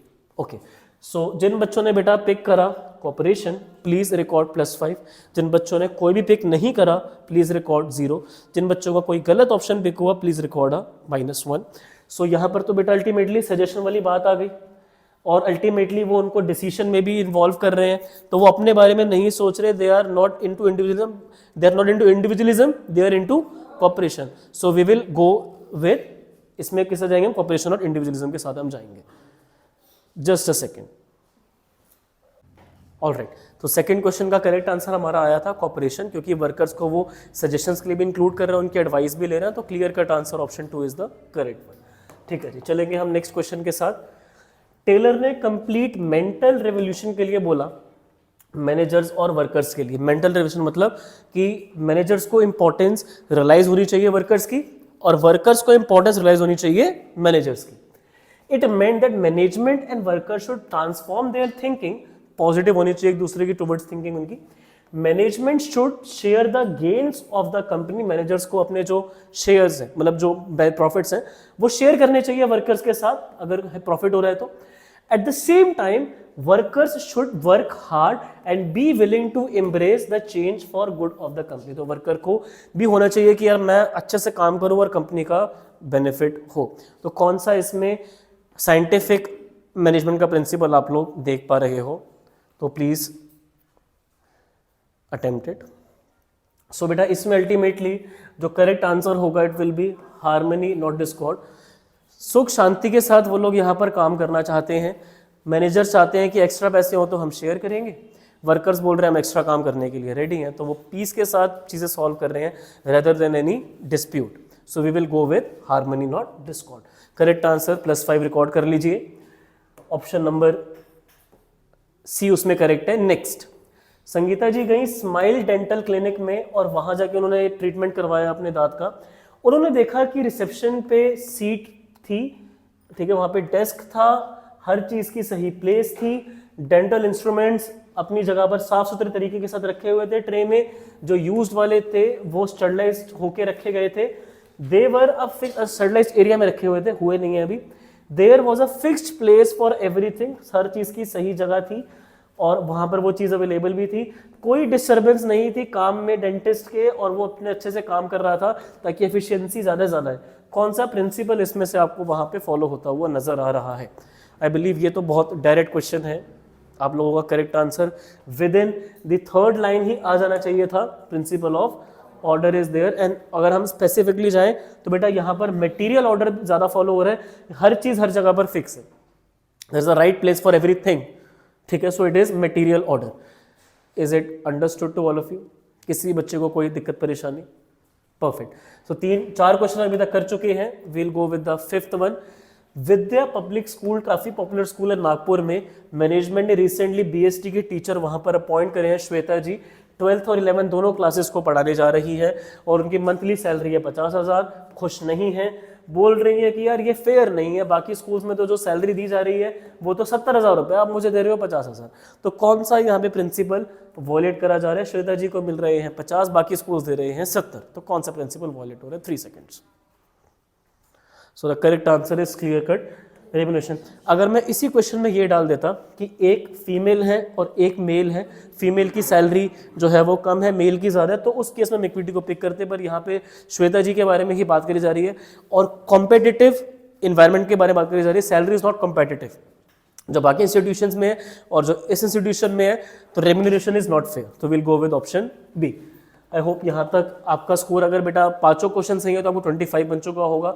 अगर आपका इसमें से एक आधा गलत हुआ तो आपको स्कोर बिलो 20 चला गया होगा, क्योंकि अल्टीमेटली करेक्ट आंसर आपको +5 रिकॉर्ड करने हैं। आप लोगों को कमेंट सेक्शन में अपने स्कोर्स बताने हैं, जो बच्चे ऑनलाइन देख रहे हैं, I will be waiting. So बेटा कंप्यूटर की कंपनी है MS computers, is a small organization जो एंगेज्ड है असेंबल करने में, कंप्यूटर को असेंबल करते हैं। डिसीजन मेकिंग जो है ना वो उन्होंने टॉप पे रखी हुई है, और जो मिडल वाले हैं वो खाली उसको इम्प्लीमेंट करते हैं। On the other hand progressive computer जो दूसरी कंपनी है वो थोड़ी बड़ी है, इसी वजह से ना वहाँ पे तो कुछ डिसीजंस है वो उन्होंने छोटे लेवल पे भी डेलीगेट कर दिए हैं। तो जो एप्लीकेशन है सेंट्रलाइजेशन और डी, ये तो प्रिंसिपल के बारे में बात ही उन्होंने कर दी। मैं तो ये सोच रहा था प्रिंसिपल उन्होंने पूछा होगा, पर प्रिंसिपल तो उन्होंने बता दिया कि सेंट्रलाइजेशन एंड डिसेंट्रलाइजेशन। चलो अच्छी बात है, डिफरेंट है दोनों कंपनीज में। तो हर एक कंपनी में प्रिंसिपल लगाया जाता है अलग तरीके से। कौन सा फीचर यहाँ पे मैनेजमेंट के प्रिंसिपल का यहाँ पर आप लोग अंडरस्टैंड करो। एक कंपनी में सेंट्रलाइजेशन ज्यादा है, दूसरी कंपनी में डिसेंट्रलाइजेशन ज्यादा है। तो कौन सा प्रिंसिपल यहाँ पर अप्लाई हो रहा है? 3 सेकेंड्स। फिर फीचर कौन सा अप्लाई हो रहा है? It's flexible. Correct answer at the 3rd second all of you. बेटा मॉडिफाई हो गया ना, वहां पर थोड़ा कम है, यहाँ पर थोड़ा ज्यादा है डिसेंट्रलाइजेशन। बड़ी कंपनी में डिसेंट्रलाइजेशन आपको ज्यादा रखना पड़ता है बेटा जी। बिस्कॉफ एंड पोलर दो लोगों ने अपना करियर डॉल्फिन कंपनी में शुरू करा, एक प्रिंटिंग प्रेस है, और काफ़ी रिक्रूटमेंट के बाद जाके उनका सिलेक्शन हुआ है। उनके पास कोई पहले का एक्सपीरियंस था नहीं, तो कंपनी ने उनको 1 साल का टाइम दिया सेट होने के लिए। तो कौन सा यहाँ पर प्रिंसिपल आपको नजर आ रहा है फॉलो होता हुआ? 3 सेकेंड्स। बेटा स्टेबिलिटी, उनको टाइम दिया गया सेट होने के लिए, उनको अच्छा खासा टाइम मिला है 1 साल का सेट होने के लिए। 1 साल का 1 महीने का कितना मिला है? 1 ईयर मिला है, बहुत ज़्यादा टाइम मिल गया ताकि आप सेट हो जाओ। पहले एक्सपीरियंस है आपका इस कंपनी के साथ, तो they want to stable the employees in the organization. Stability of personnel. Radhe cycle के जो सीईओ हैं मिस्टर कुमार, वो चाहते हैं कि आउटपुट निकले एम्प्लॉय से, पैसे कम दें। रमाकांत जो एम्प्लॉय है वो चाहता है कि मैं सैलरी ज्यादा लूं, काम मैं कम करूं। तो कौन सा प्रिंसिपल यहां पर वॉलेट हो रहा है फेओल जी का? 1 2 3। Subordination of individual interest and interest. -1 record करो बेटा ईमानदारी के साथ। सबऑर्डिनेशन ऑफ इंडिविजुअल इंटरेस्ट, क्योंकि वो अपने इंटरेस्ट से को ज्यादा प्रायोरिटी दे रहे हैं और ओवरऑल इंटरेस्ट को वो प्रायोरिटी कम दे रहे हैं। रेम्यूनरेशन में कंजूसी तो हो रही है मैनेजमेंट की तरफ से, और वर्कर चाहते हैं कि उनको ज्यादा मिले, बट अपने इंटरेस्ट को वो दे रहे हैं सुपीरियर, और रख रहे हैं सुपीरियर, और जनरल इंटरेस्ट को वो रख रहे हैं। तो उल्टा कर रहे हैं प्रिंसिपल तो ये कहते हैं कि आप सबऑर्डिनेट रखो अपने इंटरेस्ट को ओवर दी जनरल इंटरेस्ट। तो we'll go with option D. चलिए जी, 9वां क्वेश्चन आता है स्क्रीन पे आप सबकी। डिलाइट आइसक्रीम में जो फैसले लेने की अथॉरिटी है वो टॉप के पास है, और कोई अथॉरिटी नहीं दी गई है जूनियर्स को। On the other hand tasty company के अंदर जो अथॉरिटी है वो हमेशा डेलीगेट करी गई है। तो कौन सा प्रिंसिपल यहाँ पर बेटा अप्लाई करा गया? ये तो अभी आया भी था ऐसा। 1 2 3। Yes, it is centralization and decentralization. और उस क्वेश्चन में जो लेवल था एप्लीकेशन का वो अप डाउन हो रहा था, that was flexible characteristic of the principles of management. और यहाँ पर जो डिसीजन मेकिंग है वो ऊपर नीचे हो रही है अलग अलग कंपनीज में। So will go with centralization and decentralization. बहुत अच्छे सब लोगों ने आंसर दिए, और मैं बहुत ग्लैड हूँ आप में से किसी ने भी अथॉरिटी रिस्पॉन्सिबिलिटी नहीं बोला, क्योंकि यहाँ पे पावर के बारे में कोई बात ही नहीं और ऑब्लिगेशन के बारे में कोई बात नहीं है। काम पूरा होने से रिलेटेड कुछ बात करी नहीं है इस प्रिंसिपल में। बेटा सोमेश जी फोरमैन का काम कर रहे हैं लक्ष्मी ऑटोमोटिव्स पे, एक कंपनी जो गाड़ियां बनाती है। वो सबऑर्डिनेट है रमेश के, जो कि प्रोडक्शन इंचार्ज है फैक्ट्री में।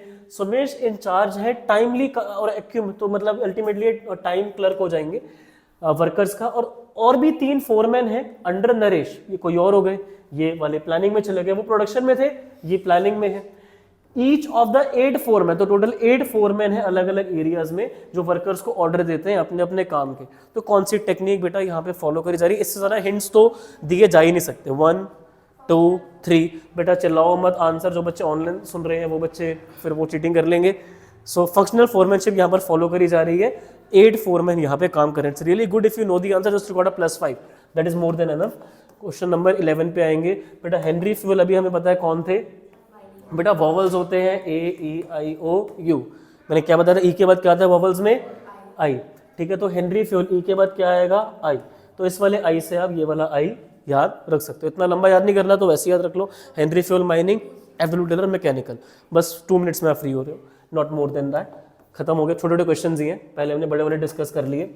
Name the principle of management given by Fayol which when applied would mean the workers and management both honour their commitments. तो कमिटमेंट वाला वर्ड आ गया, बताओ कौन सा प्रिंसिपल यहाँ पर फॉलो करा जा रहा है। 1 2 3 एंड इट इज डिसिप्लिन। जब वर्कर्स और मैनेजर्स में कमिटमेंट में टिकते हैं, so they are in discipline, that's what we have discuss. और यही अगर आपसे पूछा जाता साइंटिफिक साइड से तो हम बोलते हैं कॉर्पोरेशन नॉट इंडिविजुअल। जो ऑप्शन है वो हमारे जनरल प्रिंसिपल्स के हैं, तो will go with option A discipline. Question number 13 पे फटाफट। टेलर का मानना था कि हर एक काम को करने का खाली एक बेस्ट मेथड होता है एफिशिएंसी को बढ़ाने के लिए, ये मेथड डेवलप करा जा सकता है एनालाइज करने के बाद। तो कौन सा उनका प्रिंसिपल आया है? 3 seconds, 1 2 3, clear cut answer, science not rule of thumb. हर काम को करने का मेथड होना चाहिए, साइंटिफिक होना चाहिए, हिट एंड ट्रायल नहीं, सोच समझ के बेटा जी फैसला लेना चाहिए, science not rule of thumb. आगे चलेंगे हम सब। टेलर ने प्रोसेस करे 8 स्पेशलिस्ट। अब आप बोलोगे सर फंक्शनल फोरमैनशिप, मैंने कहा बहुत अच्छी बात है, सही बोल रहे हो। ईच वर्कर को ऑर्डर मिलेगा अपनी अकॉर्डिंगली अपने फोरमैन से, जो स्पेसिफाई करा जाएगा ऑर्डर उसको अपने सीनियर से। ये टेक्निकल मास्टरी इंटेलिजेंस ग्रिड वाले जो लोग होंगे वो कौन से वर्क में जाएंगे, और जिनकी एनर्जी अच्छी है, हेल्थ अच्छी है, वो किस कैटेगरी में जाएंगे? Planning execution, execution planning, production planning, implementation और प्रोडक्शन। 5 सेकेंड्स।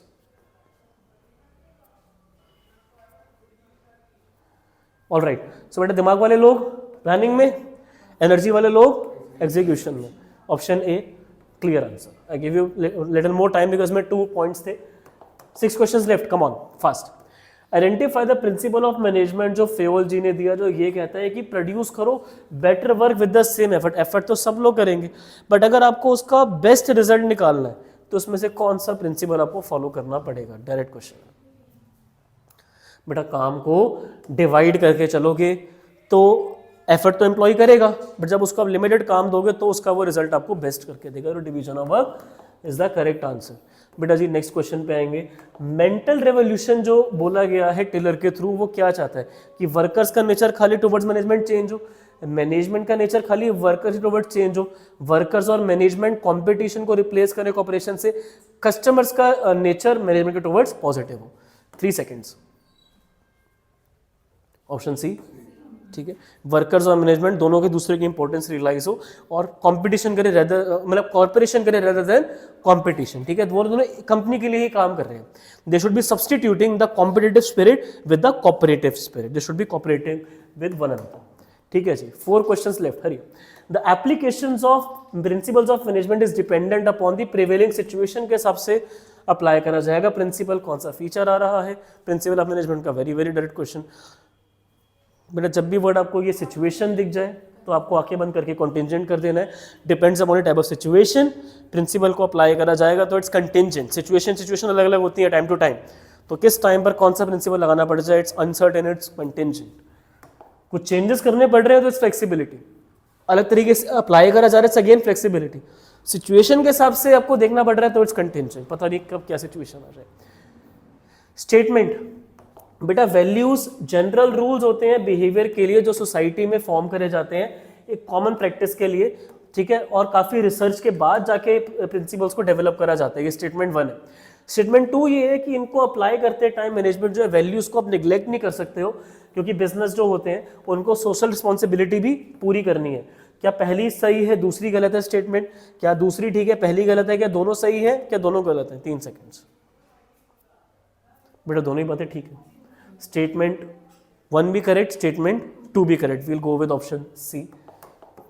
बेटा 1920, choose the statement that is not applicable to principle of management. Not applicable. The principles of management are formed by experience and collective wisdom of management as well as experimentation. Principles of management are of universal nature and apply to every type of organization.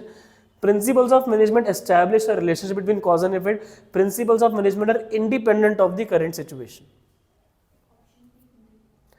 बेटा independent नहीं होते, वो dependent होते हैं, ठीक है। Independent नहीं होते हैं क्योंकि जैसी सिचुएशन अकॉर्डिंग प्रिंसिपल लगाया जाएगा। Again repetition of the feature of principal of management contingent, situation के हिसाब से लगाए तो डिपेंडेंट होते हैं सिचुएशन पे। आखिरी बेटा FW Taylor was a 3 seconds 1 2 3 yes it was a mechanical engineer. So जो बच्चे हमारे साथ ऑनलाइन जुड़े हुए थे वो बच्चे अपने स्कोर फटाफट से कमेंट सेक्शन में बता दें। वीडियो अच्छी लगी लाइक शेयर सब्सक्राइब कर देना और कमेंट सेक्शन में खाली मुझे अपने स्कोर बता देना। Thank you very much.